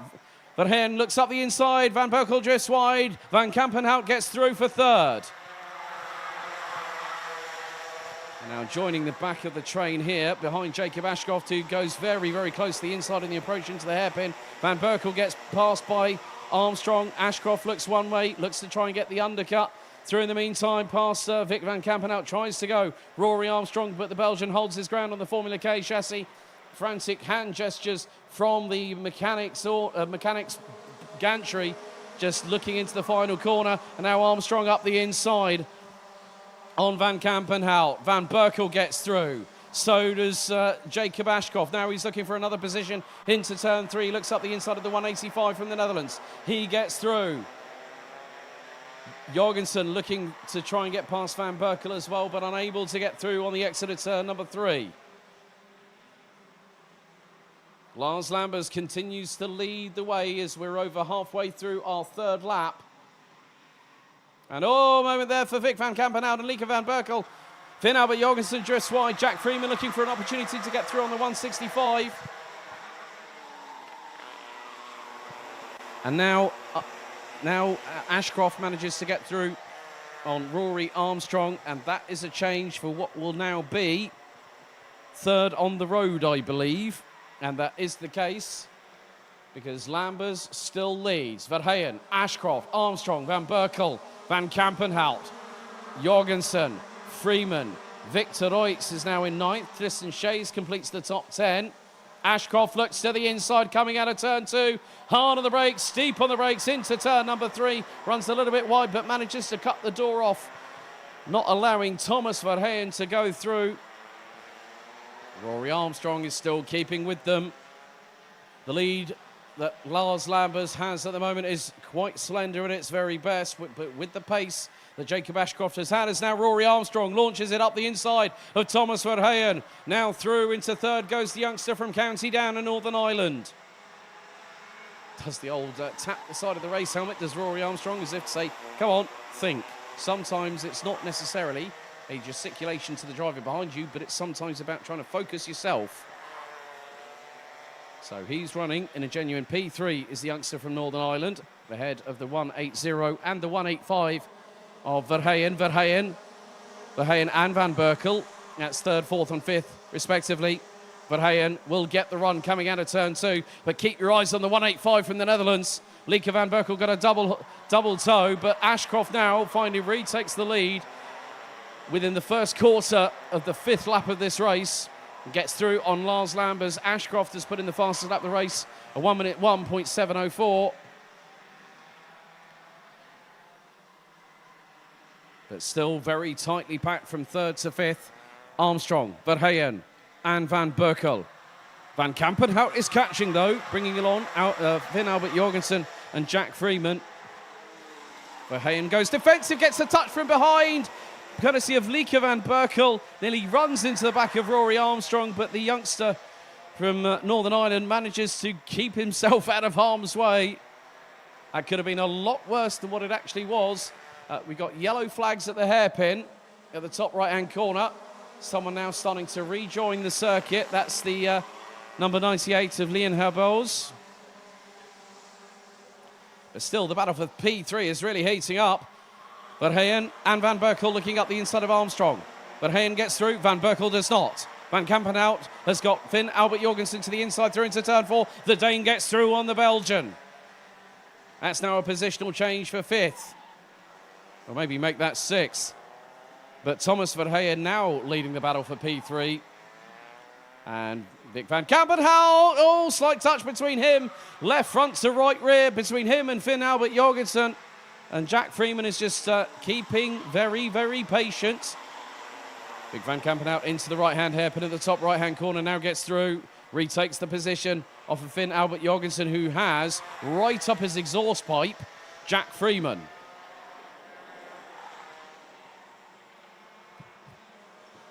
Jacob Ashcroft now is starting to do what has been customary all the way through the race weekend. Finn Albert Jorgensen side by side, wheel to wheel with Vic Van Kampen out through turn 1. Now the run up to turn 2. Dane still trying to keep it pinned. Rory Armstrong back up the inside of Thomas Verheyen to try and take back third position. But did he get through?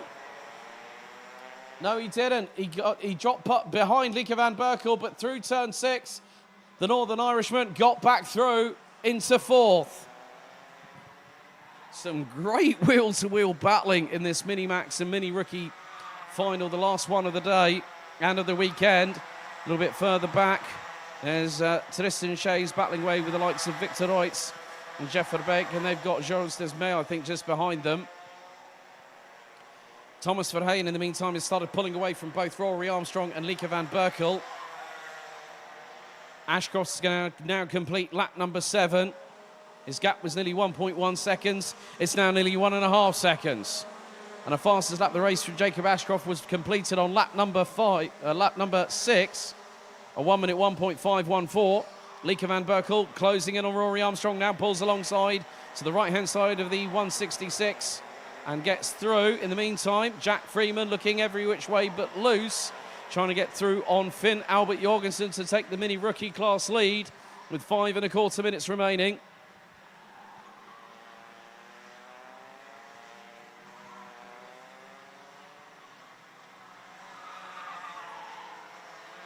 So, 8 minutes down, 5 to go, plus 1 lap to conclude the Mini-Max and Mini-Rookie competition here at the 3rd and penultimate round of the BNL Karting Series for 2023.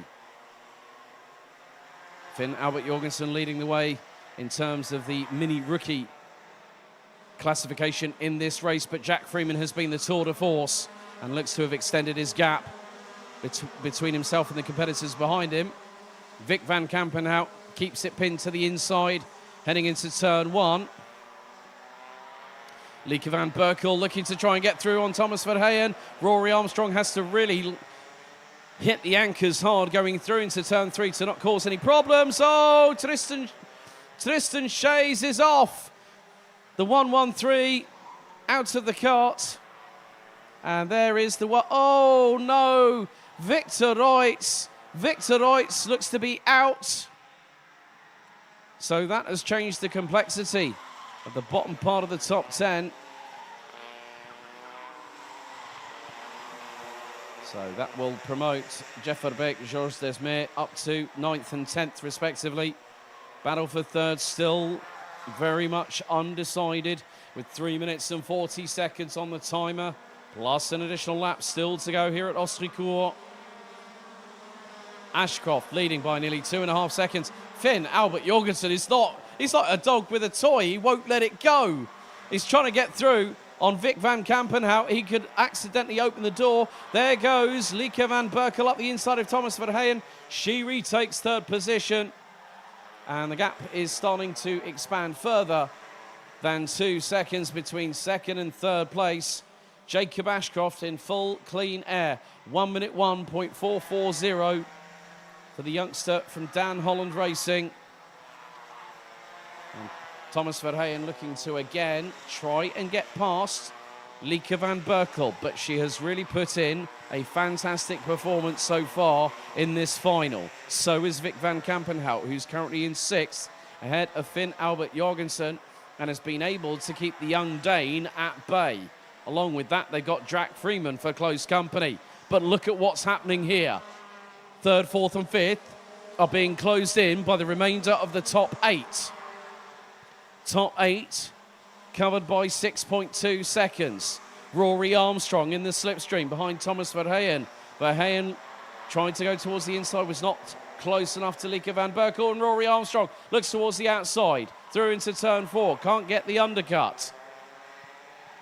Just behind them, Vic Van Kampenhout is about 3 to 4 kart lengths behind. Oh, a little bit of a slight touch between Thomas Verheyen and Rory Armstrong. Armstrong through, Van Kampenhout goes through, Verheyen counter-attacks through the next left-hander. Van Kampenhout also tries to find his way through, but is denied at the last moment possible Jack Freeman right behind Vic van Kampenhout and has got past Finn Albert Jorgensen. So Freeman now with the minute and 40 on the clock plus an additional lap remaining holds on to the Mini-Max rookie class lead.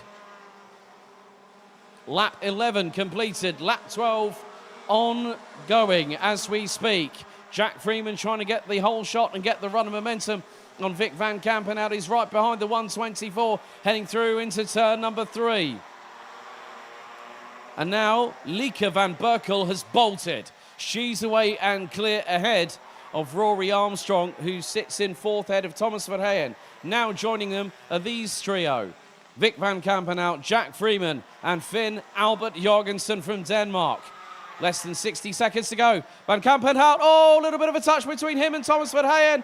Verheyen 2 wheels into the air and he's backwards 180 degrees, pointing in the other direction of the circuit. Verheyen, well, you can see the disappointment after that. And now it's getting even more fraught there. Vic van Kampenhout again swapping positions with Finn Albert Jorgensen, the 124, losing a couple of positions as a result of that slight contact with Thomas Verheyen, who's dropped quite a bit of a way down the order as a result of that incident.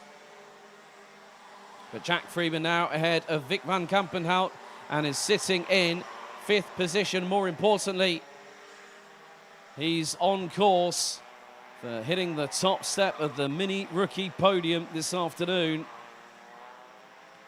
Timer now hits 0. We are on lap number 13 of this race, and the next time around it will be the final lap of these two classes race weekend here in Ostricourt. Finn Albert Jorgensen looking to try and get through on Vic van Kampenhout, but that's easier said than done. Our race leader, Jacob Ashcroft, takes the last lap board as he goes through turn 1 for what will be the 14th and final time. His lead is now increased to the point of just under 5 seconds and a new fastest lap.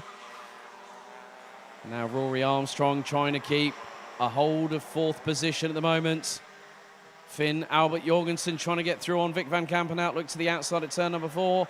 Not able to facilitate the move because he was not far enough alongside. And even at that point on the circuit, it does close on in terms of the tarmac and also the exterior runoff area.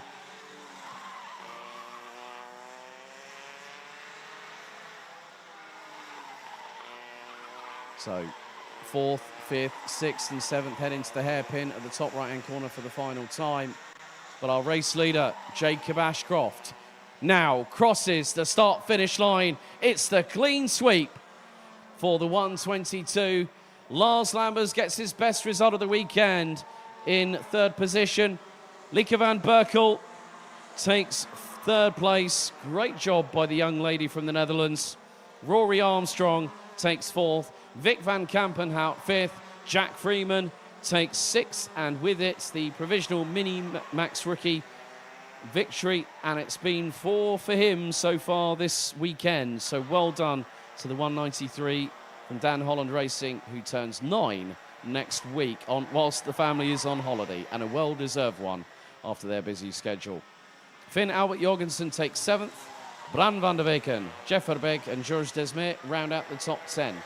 Thomas Verheyen in 11th, Pauline van Preet, Maria Roberto, Saif Obadili from Qatar, with Leon Herbols and Tristan Abils due to cross the line to finish in 16th, a lap down, but never mind, he made it to the checkered with Victor Reutz and Tristan Shays out on lap 8.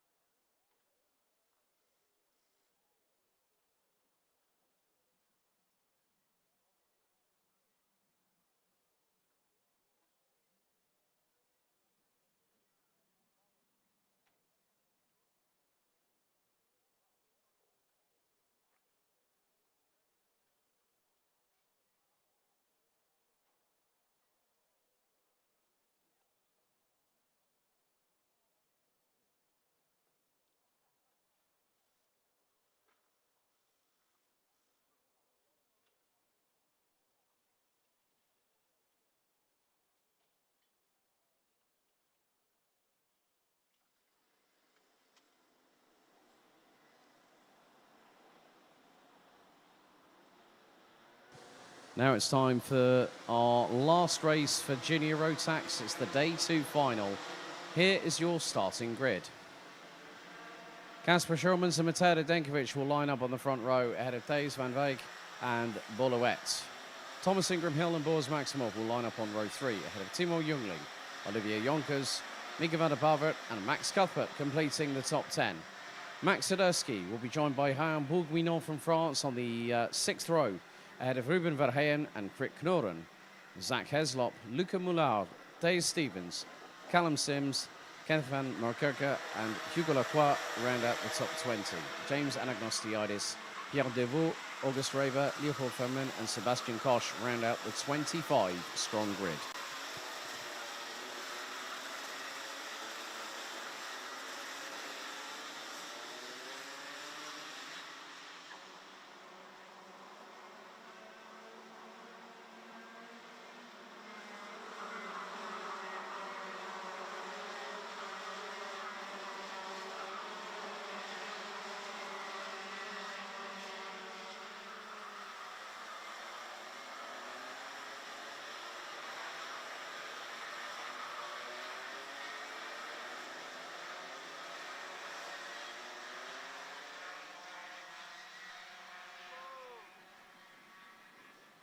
Well, there seems to be a little bit of a drama on one of the laps here. Now that is Bolowet due to start on the outside of row number 2. So he'll now be able to retake his position on the grid. There's a bit of a scare before a final there, but so,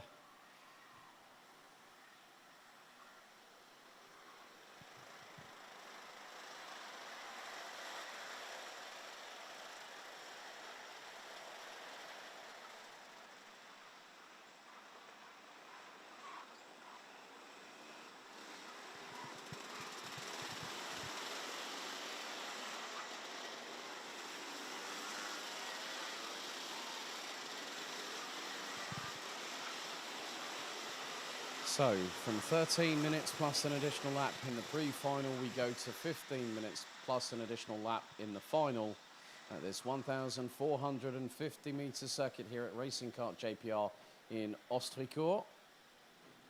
And after this, we'll have 2 more races, a total of 20 over the course of the weekend. The drivers now come through the final corner. The revs start to build, they accelerate. Are we ready? Are we steady? The final gets underway right now. Good start by the front row as they hurtle their way through into turn number 1, 2, 3 abreast. Everyone trying to neatly make it through. There's 2 or 3 that have just gone a little bit wide on the entrance into the corner. Schulmans leads the way. Van Wijk is in second at the moment as they filter their way through into turn number 3.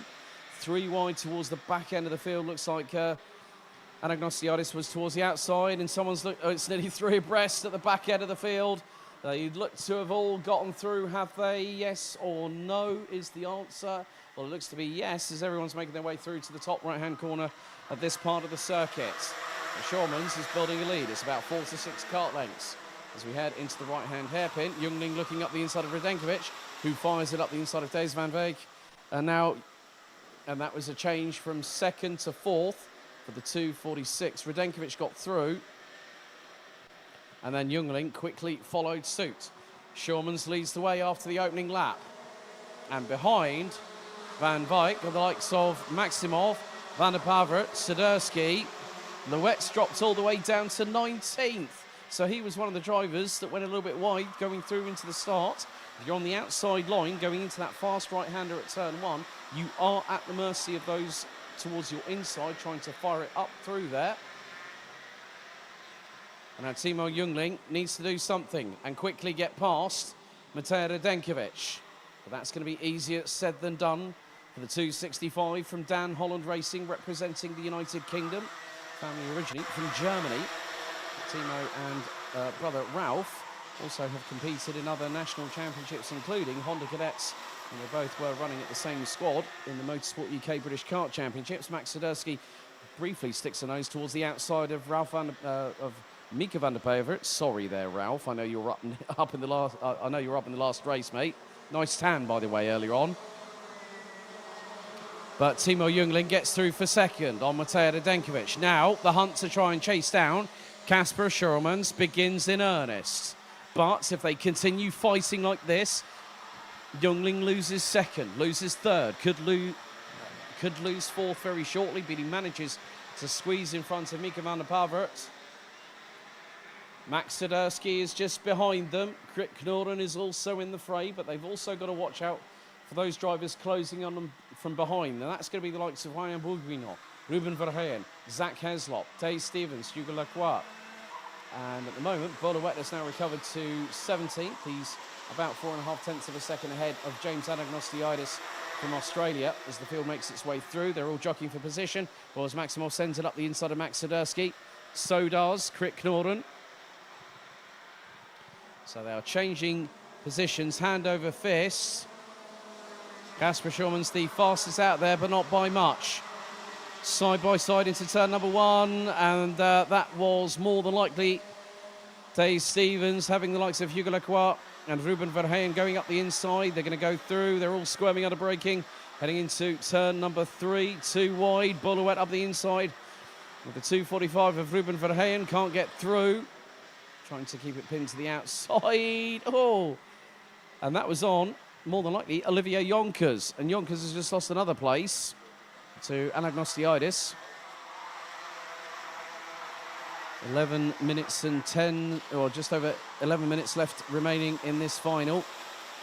And Matej Radenkovic is trying to close on in to the like of Thijs van Wijk, who's got back into third position. Well, it is now second, it's now fourth position. Going to close in on Timo Jungling, who rounds out the top 3. Right, drivers behind Schurmans are starting to respond. Most significantly, Max Swiderski in 8th, 58.740 is the lap time by the 222. And oh, this is getting a bit sketchy, a little bit close for comfort. Oh, Ruben Verheyen is off the track. I think James Anagnostiidis was slightly up his inside, and Verheyen rejoins, and he loses a bag full of time and a bag full of positions in the process. Oh, and Thomas Ingram Hill, I've just noticed, has not gone past sector 3 and not completed the 4th lap of racing. So Thomas Ingram Hill's weekend, which was looking very, very strong indeed, might have just hit a big old roadblock. Max Swiderski through on the inside of Krit Knorden. That's for 7th.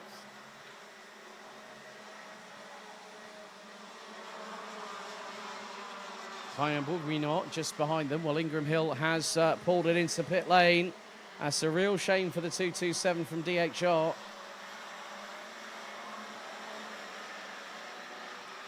But still a 3-way scrap between Krit Knorden, Max Swiderski, and the 246. That's Thijs van Wijk. So now Swiderski finds himself in what will be, more than likely, but there was another opportunity to make an overtake, and Swiderski looks to have dropped down a couple of positions. He's just behind the 228. That's Bourguignon. Knorden is just up ahead as well. So they've got a lot. They've got to sort of be very strategic. You don't need to go full push. But in the meantime, Casper Schurmans' lead has just had 3/10 of a second knocked out of it by Matej Radenkovic. Bolowet in 13th, now running on a 58.2. Change again. Bourguignon up the inside of Knorden. Swiderski now behind them. I imagine that's probably going to be Zach Heslop in the number 297. He's just behind them as well. Oh, that was threading the eye of the needle, wasn't it, Krit Knorden? Right up the inside of Ryan Bourguignon, and the French driver had no real opportunity to respond to that one. Well, heading back to the front end of the field. Well, that gap was 0.88 at the beginning of lap number 7. However, Matej Radenkovic has started to chop away at the gap that the 240 of Casper Schurmans has at this moment, with 8 minutes still to go. Gap now down to just under 0.6. Timo Jungling has got the fastest lap of the race, and that is Leopold Fermin from France out of the race.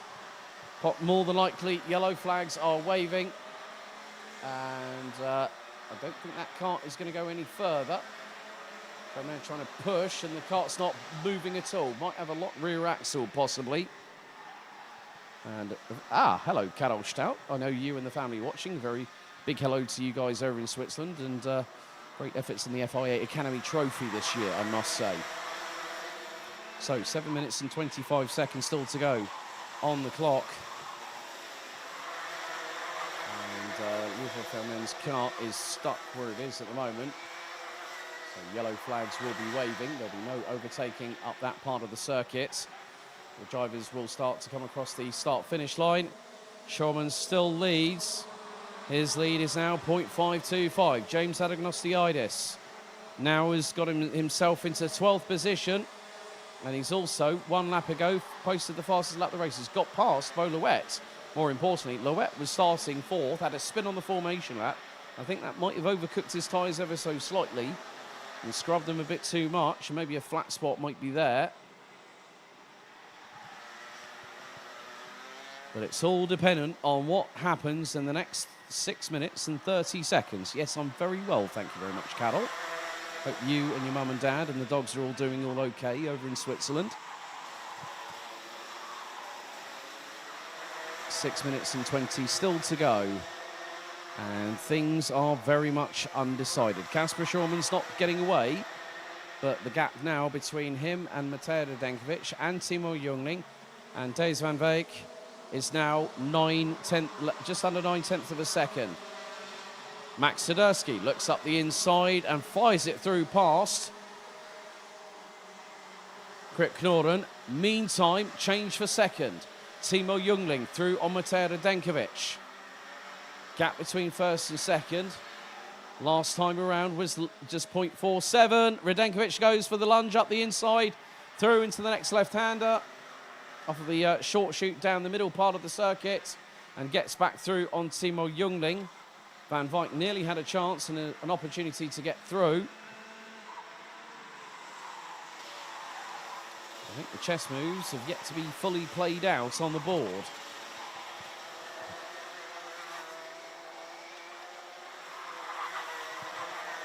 A bit further back, Max Swiderski leading a little bit of a train as Schormans continues to lead the way on lap 11. Radenkovic, Jungling, Van Wijk, Van der Pavert, Maximov, Swiderski, Knorden, Bourguignon and Heslop ran at the top 10. We've had 2 retirements, Thomas Ingram Hill and Leopold Fermen, as there is a change between Boris Maximov, and also Mika Van der Pavert. Van der Pavert now retakes 5th position back as Maximov launches it up the inside. Oh, Van der Pavert drifts wide. No contact between the pair and loses that position all over again. Van der Pavert just closes in, puts it past Maximov and then runs wide, going through into the next left-hander. A bit of love in the chat for Pierre Devaux. He's currently running in 22nd position in the 293. Still got 23 runners and riders. And the gap is now starting to expand. Bo Louet, a new fastest lap of the race. Just a few moments ago, Louet put it in with a 57.727.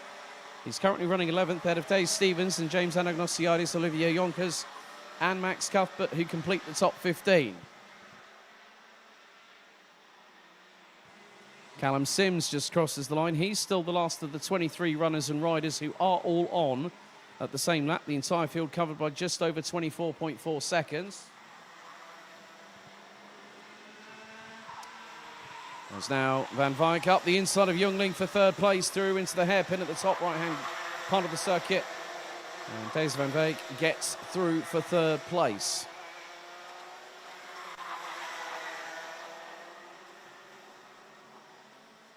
But Schorman's just trying to keep that gap pretty much the same. It's just under 0.6 of a second.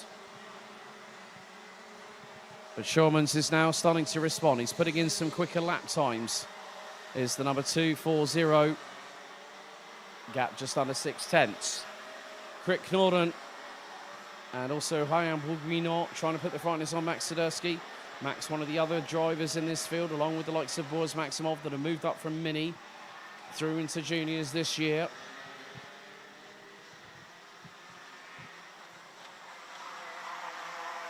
.5 minutes to go.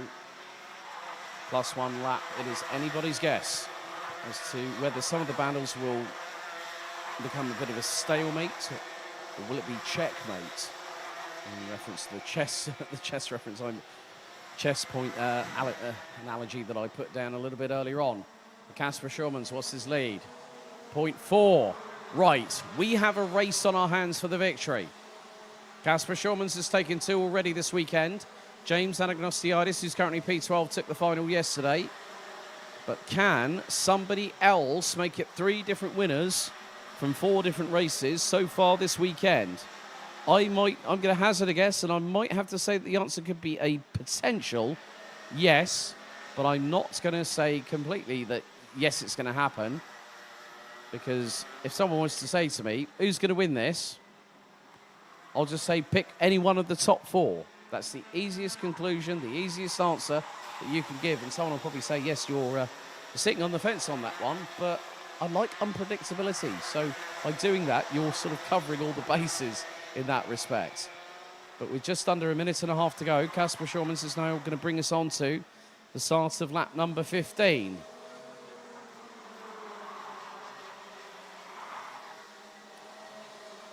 And after lap 13, Thijs van Veek put in the fastest lap of the race out of anybody. Oh, there's the move for the race lead. And a bit deep goes Mateusz Denkovic, and he's going to lose what was the lead, and in one position he goes from second to first to fourth. That's how quickly things can change at the drop of a hat. Jungling now goes for second, through on Van Veek. Radenkovic gets through on the 2:46 and moves up back to 3rd place.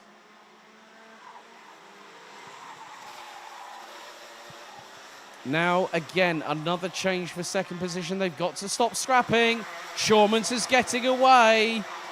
And those 2 moves between Mateusz Denkovic and Timo Jungling, I think, might have just cost them the opportunity to go to the victory, because the gap was 0.3. It's now over a set. It's now nearly 1.3 seconds. They lost a second by battling right at the last moment when they didn't need to. I know in karting you're trying to one-up the opposition, but when you've got a chance and you're 0.3 off of the race lead, yeah, you're going to defend, yeah, you're going to fight hard, but Schurmans now really is starting to reap the rewards of this, as he has got a carte blanche. Oh, problem there for Timo Jungling. He drifted wide coming through the middle straight on the circuit. He drifted wide coming through the first left-hander, and then all of a sudden Mateusz Denkovic and Thijs van Veek managing to get through, and will round out the top 3. Timer has officially expired in this last junior Rotax race of the weekend here at Ostricourt in France for the penultimate round of the season. Last lap board of the weekend for junior Rotax. And now the final 1.45 kilometres is being covered as we speak. Schurmans has a lead of 2. It went from 0.3 to 1.3 seconds, and now it's gone up another 0.8. 2.1 seconds between Radenkovic in second position, Schurmans in first. Owensack Heslop looks to have pulled the cart in the pit lane. That's a real shame for him. Was running at the bottom part of the top 10.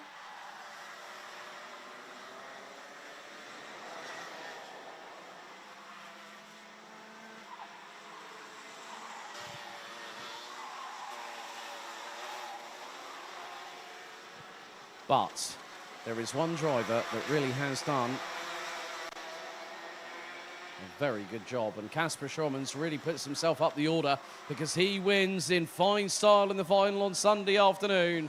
Schurmans wins by 1.7 seconds ahead of Mateusz Denkovic. Thijs van Veek, Timo Jungling and Boris Maximov complete the top 5 positions in that race. Mika van der Pavet in 6th ahead of Krit Knorren.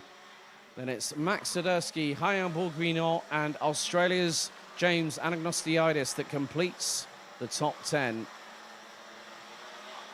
Olivier Jonkers, Max Cuthbert, Dave Stevens, Sebastian Koch, and Luca Moulin round out the top 15.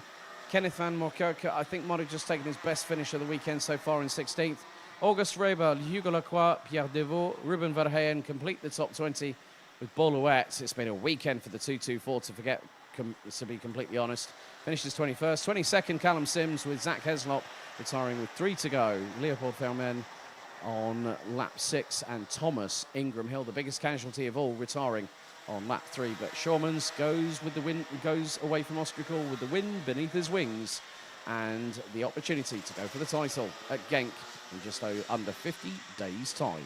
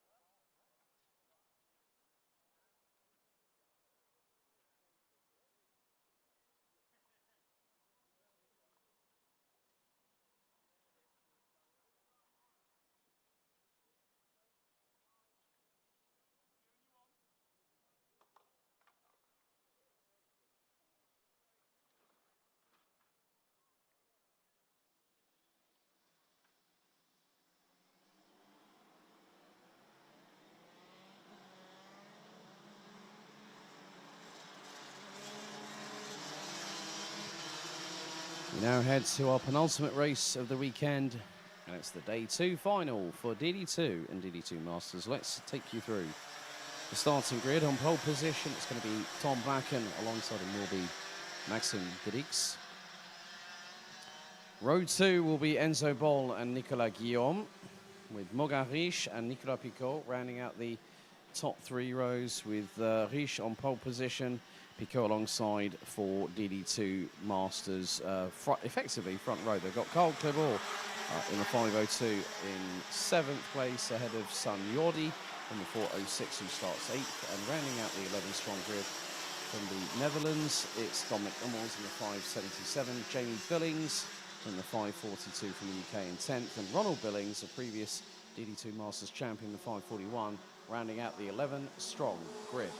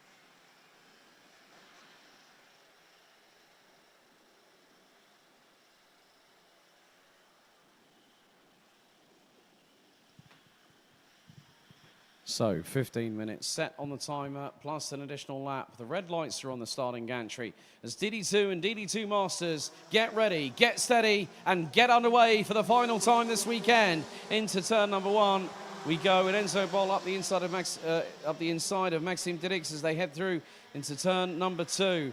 Morgan Riche makes his way through into 3rd position. Nicolas Guillaume looking up the inside of Nicolas Picot, going through into turn number 3, but no availability there for the 444 from Shippers Racing. But it's an SP Motorsport 1-2 at the front of the field as they hurtle their way into the next left-hander, up the slight incline through the hill here at Ostricourt. Now through into the next 2 right-handers before they head their way through into the chicane with very high curving on both sides, especially on the left-hand side where they actually enter into the chicane. Looking to try and get a move done on Maxime Dirix to try and fight against Morgan Riche, who has Maxime Dirix actually up his inside through the penultimate left-hander on the circuit.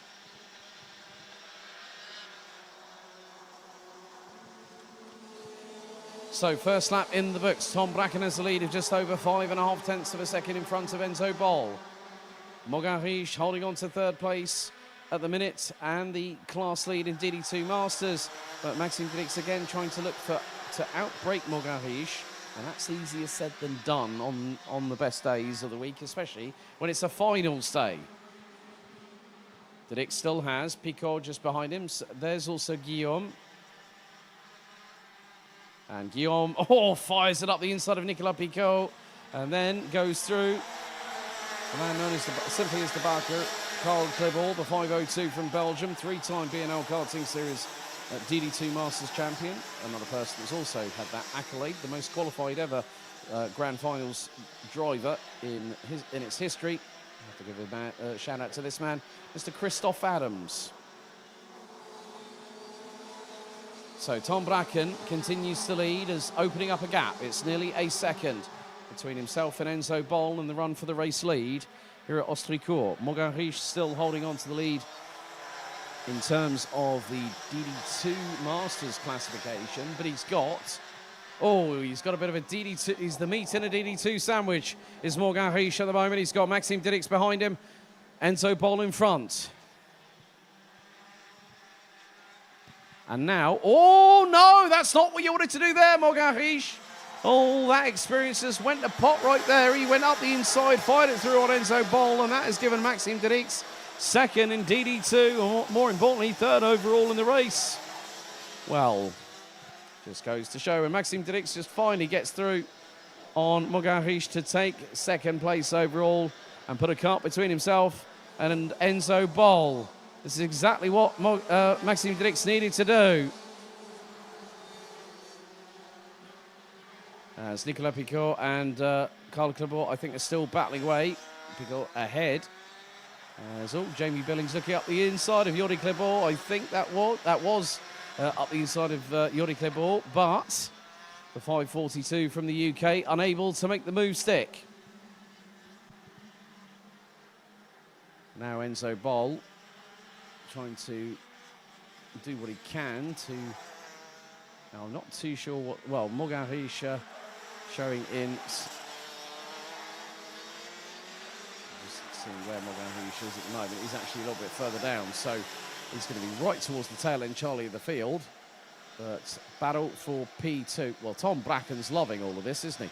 He's away and clear. He's just going through turn one as these drivers make their way onto the start-finish straight. Gap now 3.8 seconds between first and second position.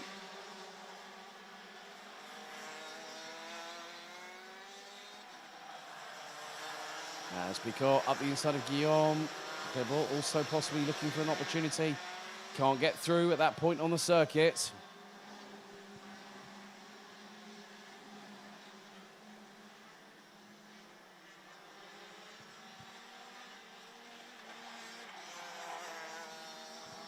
But Nicolas Picault, if he drifts any further wide, going through that double left-hander, and Nicolas Guillaume would have been going through and getting past quick, and you can say the word jump. Tom Bracken still continues to lead the way here in this fourth and final race at Ostricourt.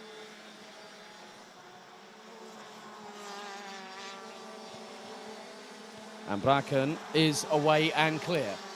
3.9 seconds is the advantage that the 418 has at this moment ahead of Maxime Drix, who's got Enzo Bol right up his exhaust pipe. Again, bit of a squabble in the playground, fellas, isn't it? Nicolas Guillaume passes Nicolas Picault for fourth place overall. Carl Clebot has the opportunity. He's got a sniff at possibly his first victory here in the BNL Karting Series in 2023. If Picault is not careful and is not napping whilst racing behind the wheel.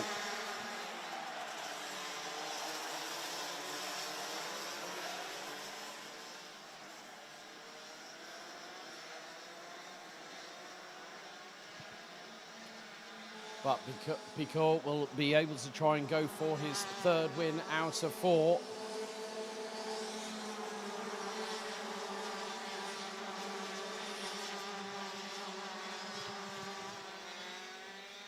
But Enzo Bol and Maxime Drix still intertwined in battle, 4.2 seconds separating the duo as they make their way through into the left-hander here at turn number 5.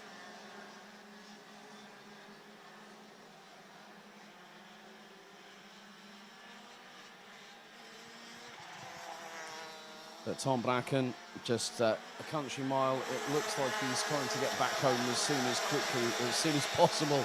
Is the 418, the current race leader. 8 minutes and 32 seconds still remaining on the timer, plus an additional lap in this DD2 and DD2 Masters final on day number 2. Bracken crosses the line. Gap last time around was nearly 5 seconds. It's, well, over 4 seconds. It's 4.175 seconds between P1 and P2. As Bracken, just again, very much untroubled at this time, but the squabbles are up and down the order. Mogarish looking up the inside of Yuri Clebot, gets through, threads the eye of the needle, and Yuri Clebot looks to go around the outside through into turn 4, and Mogarish, well, you've got to try and do a little bit better than that, Yuri, but you gave it a good shot.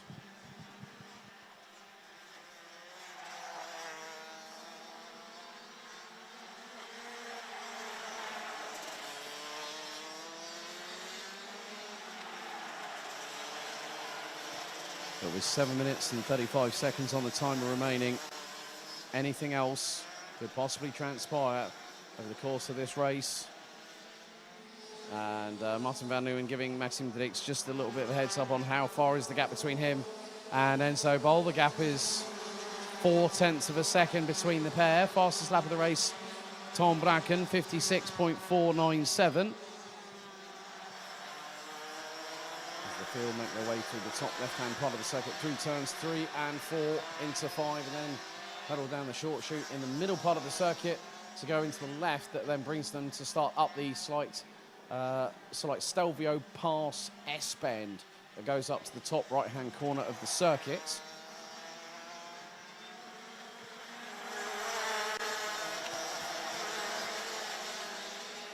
But Enzo Bol just waiting, biding his time, 15 minutes plus an additional lap.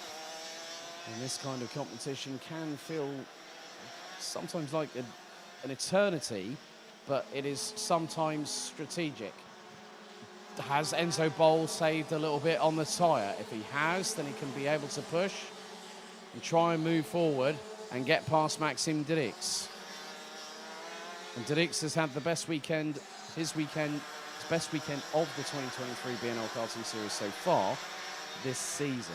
And this is going to be quite crucial in the battle for not only the championship, but the overall podium in 50 days' time when we crown our 2023 BNL Karting Series champions at the home of champions, Karting Genk. That's where we started the 16th season of this championship, which has been around since 2008. And Karting Genk is always the start of the season, the end of the season, and also the customary kickoff normally in the month of March every single year. 5 minutes and 30 seconds still to go. Fastest lap of the race. Now in the hands of Morgan Riche as of lap number 9. Now Enzo Bol decides to go for the move up the inside of Maxime Dirix. Dirix tries to counter-attack, looking for the crossover through into turn number 4. But there was no room for the 499 to make the move complete.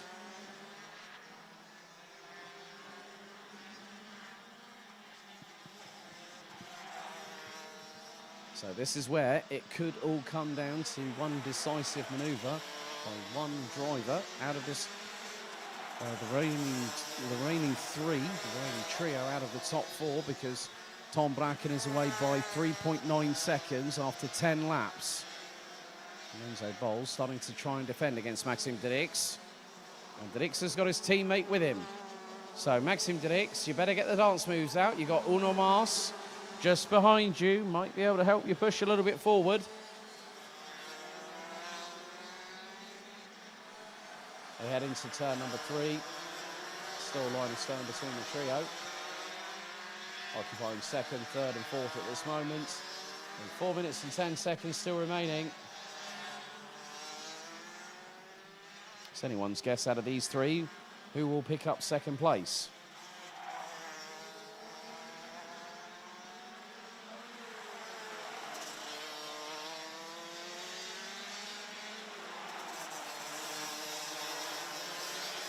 All 11 runners and riders still on track after 11 laps of this 1.45 kilometre circuit here at Ostricourt.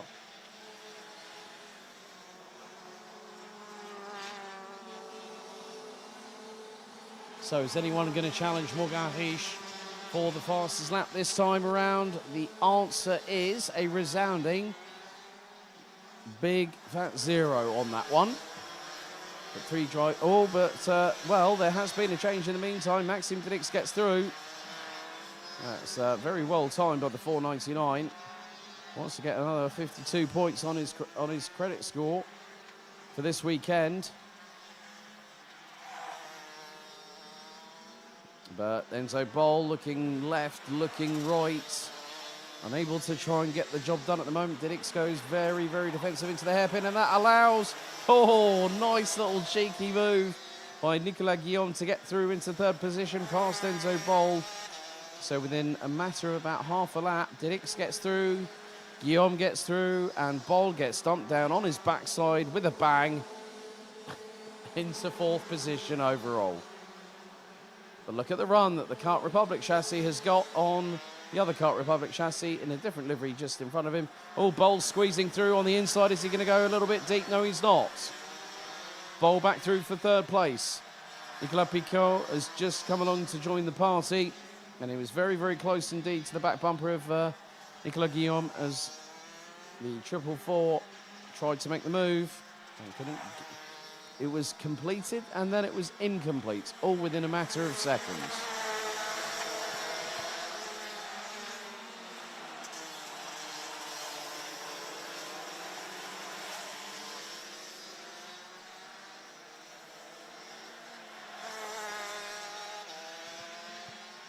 So 1 minute and 45 seconds still to go. And Maxime Dirix has started to pull away from Enzo Bol because of the fact that Bol and Guillaume were battling over third place. So heading into the dying moments of the race weekend. With one more race to go after this. We've had 12 yesterday. We've got 8 together in total today, completing 20 races plus multiple different qualifying and warm-up sessions in the build-up to this race weekend here in Ostricourt. Oh, nice little move. That's a change for the lead in DD2 Masters. Pigot had been leading for a little bit, and then Morgan Riche went, well, I'm sorry, I'm going to take that place away from you. And Morgan Riche looked for his opportunity, struck whilst the iron was hot, and there you go. He's back in the race lead for this one. So 2 laps to go here in DD2 and DD2 Masters. So Tom Bracken leads the way. Dirix in second. Good points all for him this weekend. Third, Enzo Bol. Fourth, Nicolas Guillaume. Fifth, Morgan Riche leading the way in DD2 Masters, and he's got a big old lead over Nicolas Pigot at the moment. But that gets compressed as they go into the braking zone. For turn 3, Karl Klibor running out the top 3 in DD2 Masters in this grid ahead of Yori Klibor. Dominic Hummels, Jamie Billings and Ronald Billings. Oh, bit sideways there. Careful, Morgan. Careful. Not too much Scandinavian flick required, because that could have been a bit of a nasty moment there for the 569. And well, he runs his own team, which is why he's been concentrating, as I said earlier on in the weekend. As now the last lap board of the weekend starts, bringing these DD2 and Masters drivers across the line to start their 17th and final lap of racing. There he is, Tom Bracken, once again showcasing his prowess. Okay, both he and Enzo Bol, they are some of the youngest drivers that have moved up to DD2, and they've skipped seniors.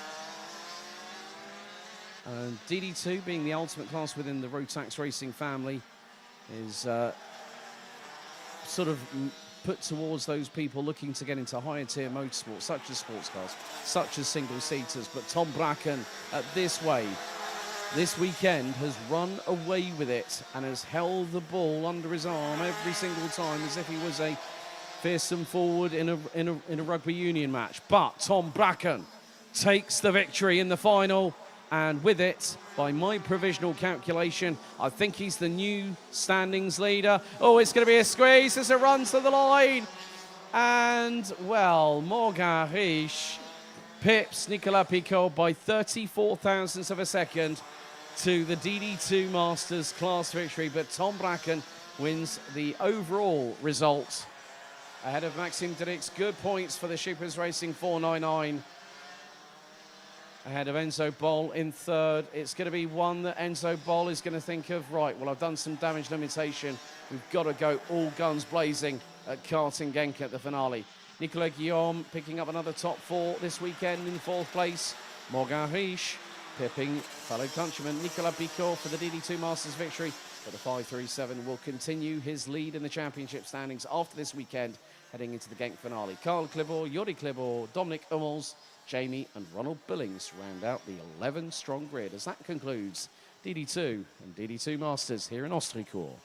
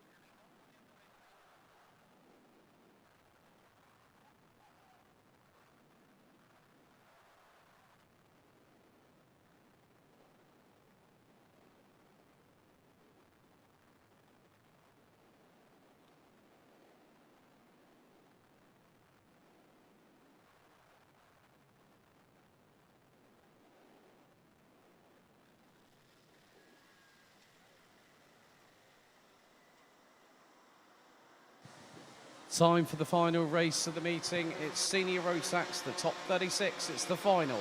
Let's take you through the starting grid. Well, as it was in the pre-final earlier on today, Kai Hunter and Lewis Gilbert will start on the front row. Vic Stevens and Paul Forquemin will start from row 2, ahead of Sean Butcher, Mitch Haynert, Jaden Teen, Tommy van der Sloys, Lawrence Herbols and Kai Hillertz running at the top 10. Jod van Wyk, Austin Lee, Ethan Jeffel, Kamal Murad, Lachlan Robinson, Matthias Turlo, Luke Neeson, Dion van Verven, Simon Perigny and Montego Masson round out the top 20. Kaz Boshouse, Scott Westhovens, Bader El Suleti from Qatar with Spencer Braun, Puck Doubles, Sverre Ubben, Ralph van der Pijvert, Louis Climopont, Iva Anagnostiadis, Bram Ossevada, Matthias Flamand, Thierry Lemoyne, and we've got Enzo Dickenberg, Rune de Bruyker and Baz Janssen. Taze Dams, now a non-starter, was due to start 26th on the grid. So, as we had in the previous race for the previous races for the DD2 and DD2 Masters, plus also juniors, it's now 15 minutes plus an additional lap of racing.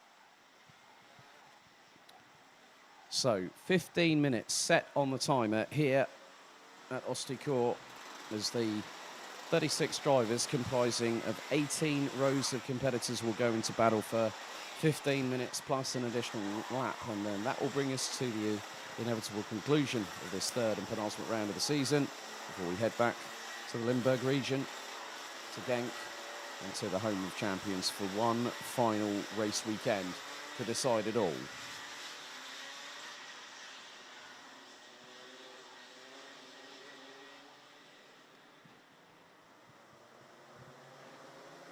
So they were not in formation, and the drivers now will have to go back around again, just by having seen what transpired, that no one was in the right position in any way, shape or form. The grid was all over the place, and if there is another full start, it will be a red flag straight after.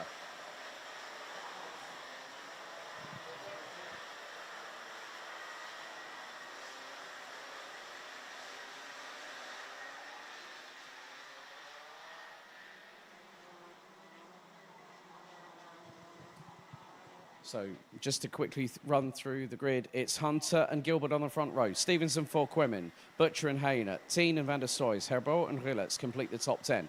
Van Wyk, Lee, Jeff Hall, Murad, Robinson, Terlo, Neeson, Van Verven, Perigny, Marsen, Boshouse, Westhovens, Al-Suleti, Spencer Braun, Pat Gubble, Sverre Ubben, Ralph van der Pijvert, Louis Climopont, Iva Anagnostiadis, Bram Ossevada, Matthias Flamand, Thierry Lemoyne, Enzo Dickenberg, Rune de Bruyker and Baz Janssen. They will complete the 35-strong grid. Taze Dams due to start 26. Again, as I said earlier, a non-starter in this race. The red lights are now extinguished back again without the flashing full start yellow lights. 15 minutes on the timer, plus an additional lap. The 35 drivers come out of the tram lines. Are we ready? Are we steady? Lights are out. We are off and racing. Gilbert goes toe-to-toe with Hunter into the first corner and nearly gets pushed, nearly ends up wide off of the circuit. But the Pride of Scotland holds his ground and stays in second. Now looks to the inside, goes Gilbert, goes for the race lead, but Vic Stevens, all this major contact between, I think that was Forquemin, Gilbert and Hunter got caught up in the crossfire. And we've got one around, that is more, well, that was a CRG chassis, I believe, possibly, maybe Rune de Bruyker. But the race leader now, of all drivers, is Vic Stevens. But now Mitch Haynert looks for the move up the inside, and he's got through. Sean Butcher, however, waits until his opportunity presents itself. And there's Tommy van der Stroy and Vic Stevens. They come together. More dramas in this opening lap than you can shake a stick at. Everyone is trying to go for glory, and you don't win the race on the first lap. You can, by certainly any means, lose it. This is giving opportunity after opportunity. Kai Rillertz now finds himself in the top 6, now make that 5th. And still the battles are up and down the order. That is absolutely mental for a first lap and a bit.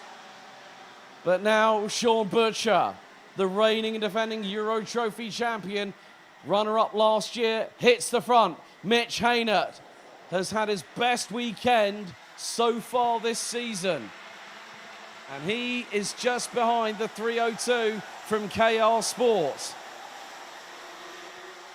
Third looks to be Lawrence Herboz in the 398.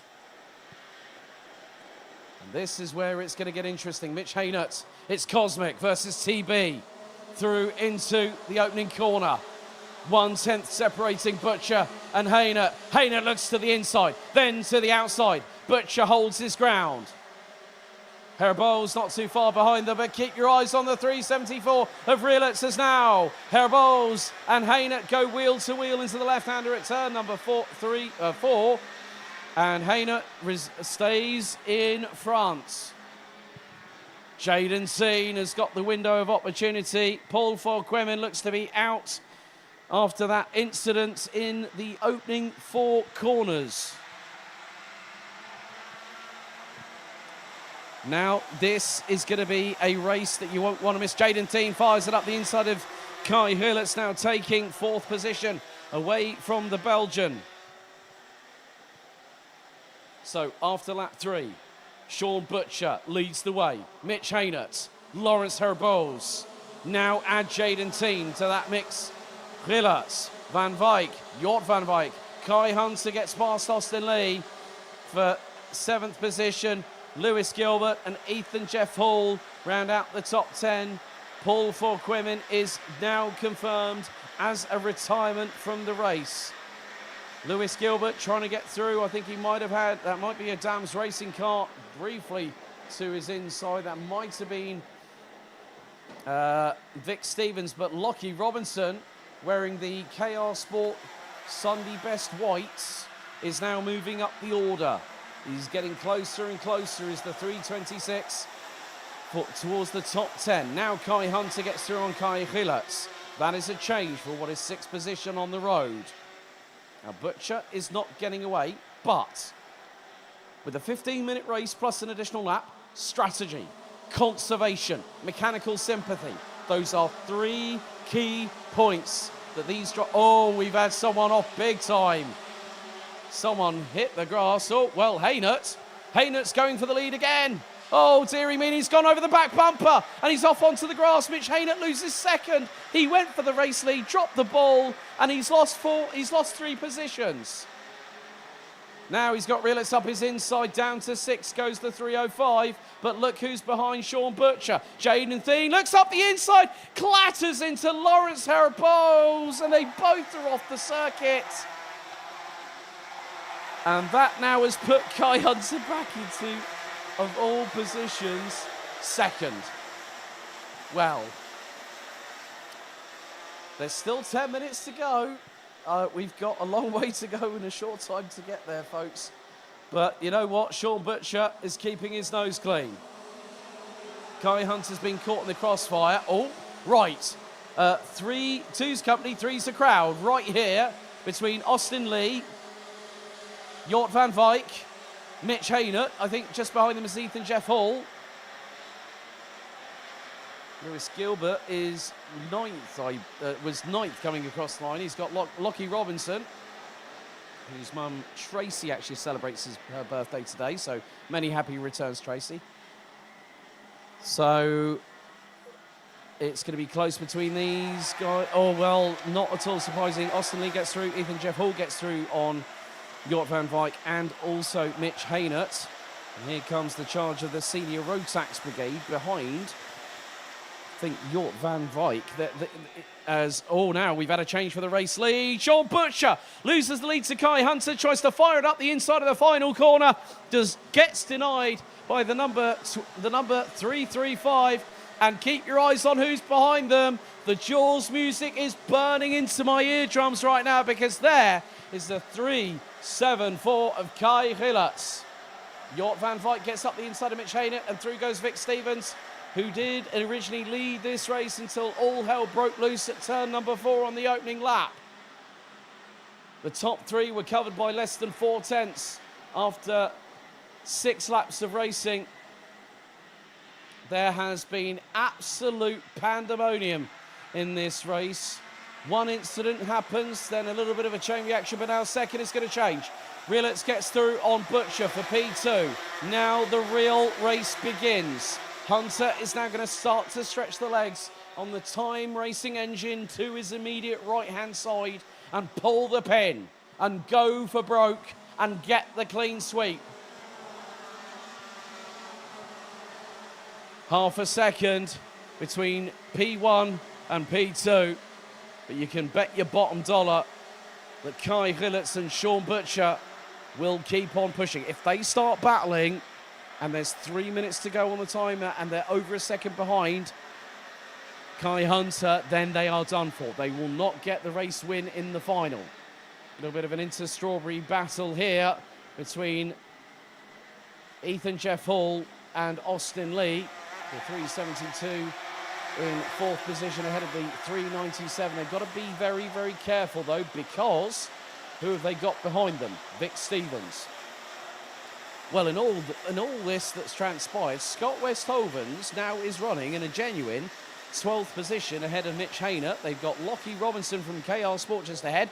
Oh, another bit of contact there going through into the chicane. The scuff marks and the indent on Vic Stevens' right-hand side pod really have not been all that great. He's got through on Austin Lee. Ethan Jeff Hall's now ahead of this trio.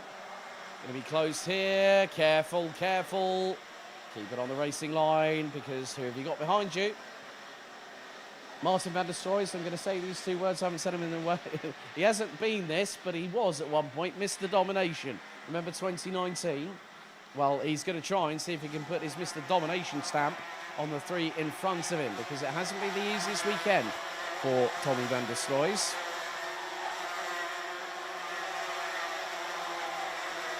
Vic Stevens now will have a chance to keep a hold of that 5th position, but Lewis Gilbert is closing in on them, so is Lockie Robinson. Lawrence Herboz, I'm not at all surprised after that incident with Jaden Teen, is out on lap 6. Jaden Teen, I think, is still running. He's currently 17th.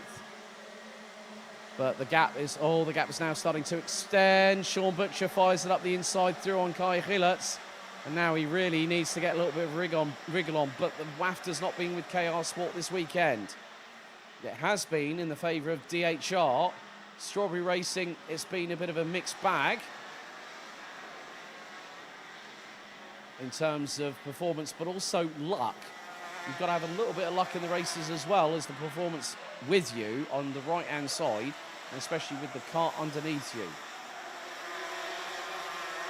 And especially with some drivers coming to this track and they haven't raced it before, it's a completely different uphill curve. You've got to be on the fly. You've got to really sort of quickly get that car adapted through the training sessions that occur before the race weekend. And now, with 5 minutes and 10 seconds still to go, Kai Hunter leads the way by 1.3 seconds. And now we've got a little bit of a fight on our hands, because Lewis Gilbert has got through on Jort van Wijk and Austin Lee. Gilbert now trying to get to close that gap between himself and Tommy van der Stroys. And Gilbert behind him has got Austin Lee, Jort van Wijk, Scott Westhovens for the first time, I think, in a very long time. I've seen him in the top 10. He's running 10th at the moment ahead of Mitch Haynett. And Sverre Ubben, who's got past Lockie Robinson. That's for 12th place. Dion van Verven, John was in the pre-final for the 377. He's currently running in 14th ahead of Simon Perigny from France. They ran out the top 15.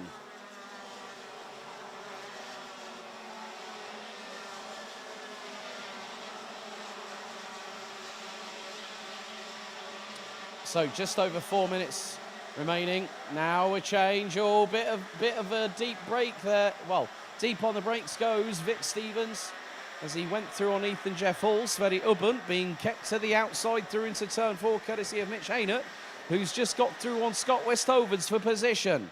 And now again, second and third, change positions. It's like musical chairs between these two, but it's been all fair in terms of the positions being gained in the correct way, in terms of using the right way to overtake. Now, Kai Rilletts actually did a nice little bit of a throwback earlier on this week on Instagram, where he posted a picture of himself from 2015 when he was a Minimax driver. It's been a part of this championship for quite a few years as the 374. Still remember when he used to battle in Minimax along with the likes of Luca Lystra, Thomas Martins, the ginger one, as he's affectionately known by us here at Karting Genk, by the team at Karting Genk and the BNL. And a little bit of a scrap. Oh, bit clumsy there from Dion van Verven, getting into the right rear of Sverre Ubben. Lockie Robinson's got Scott Westovens to his inside. Robinson now manages to shut the door for Simon Perigny to not get through.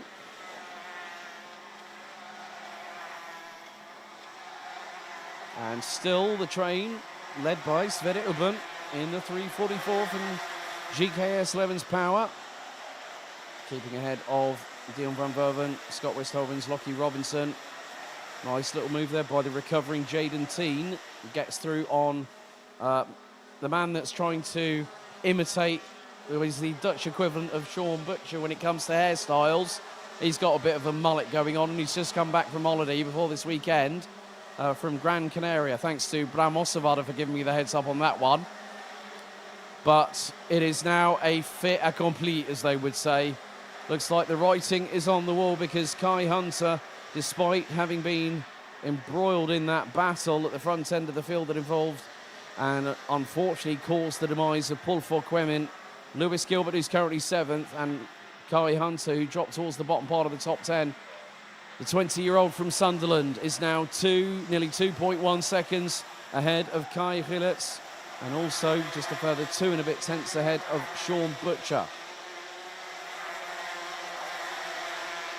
A couple of drivers have already done the clean sweeps this weekend, 2 of which are from Mini Rookie. And Kai Hunter is just a handful of laps away. 3 to go. His lead now 2.33 seconds ahead of Rilletts. Butcher now dives to the inside at turn 3, and he gets through for second.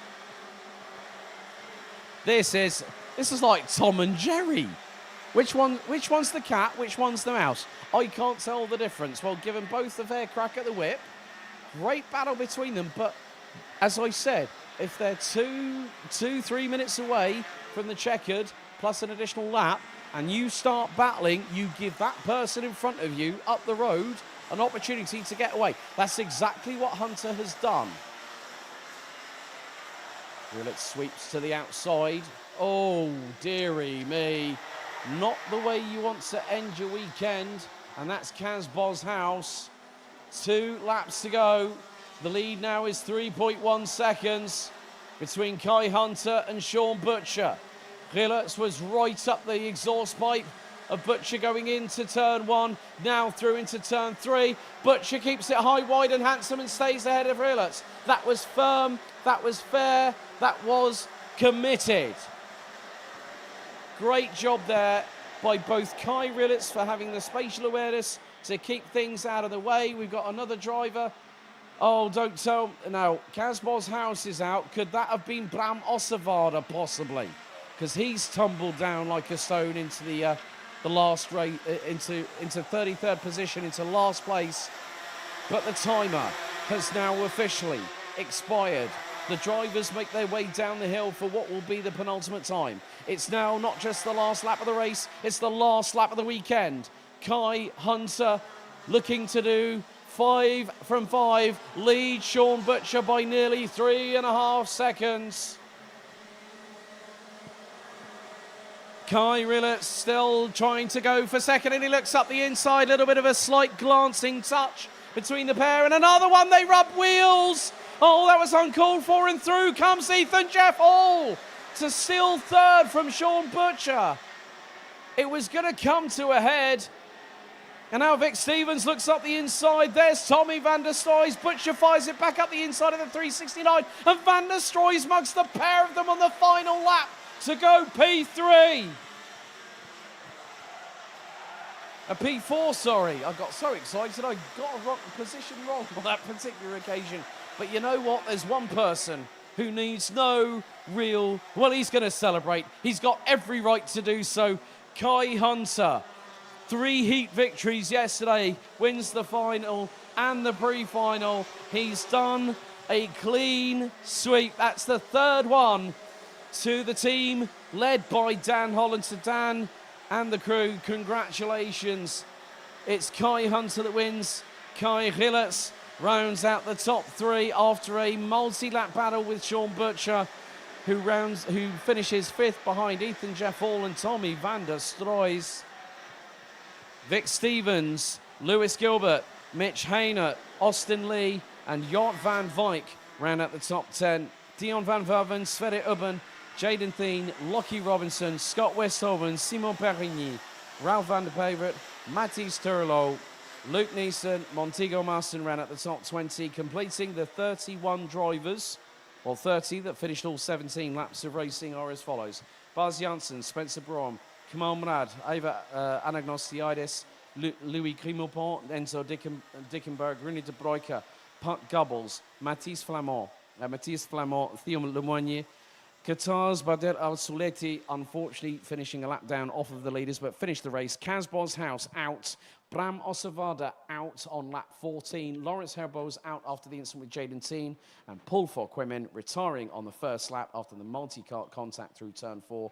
Taze Dams, a non-starter.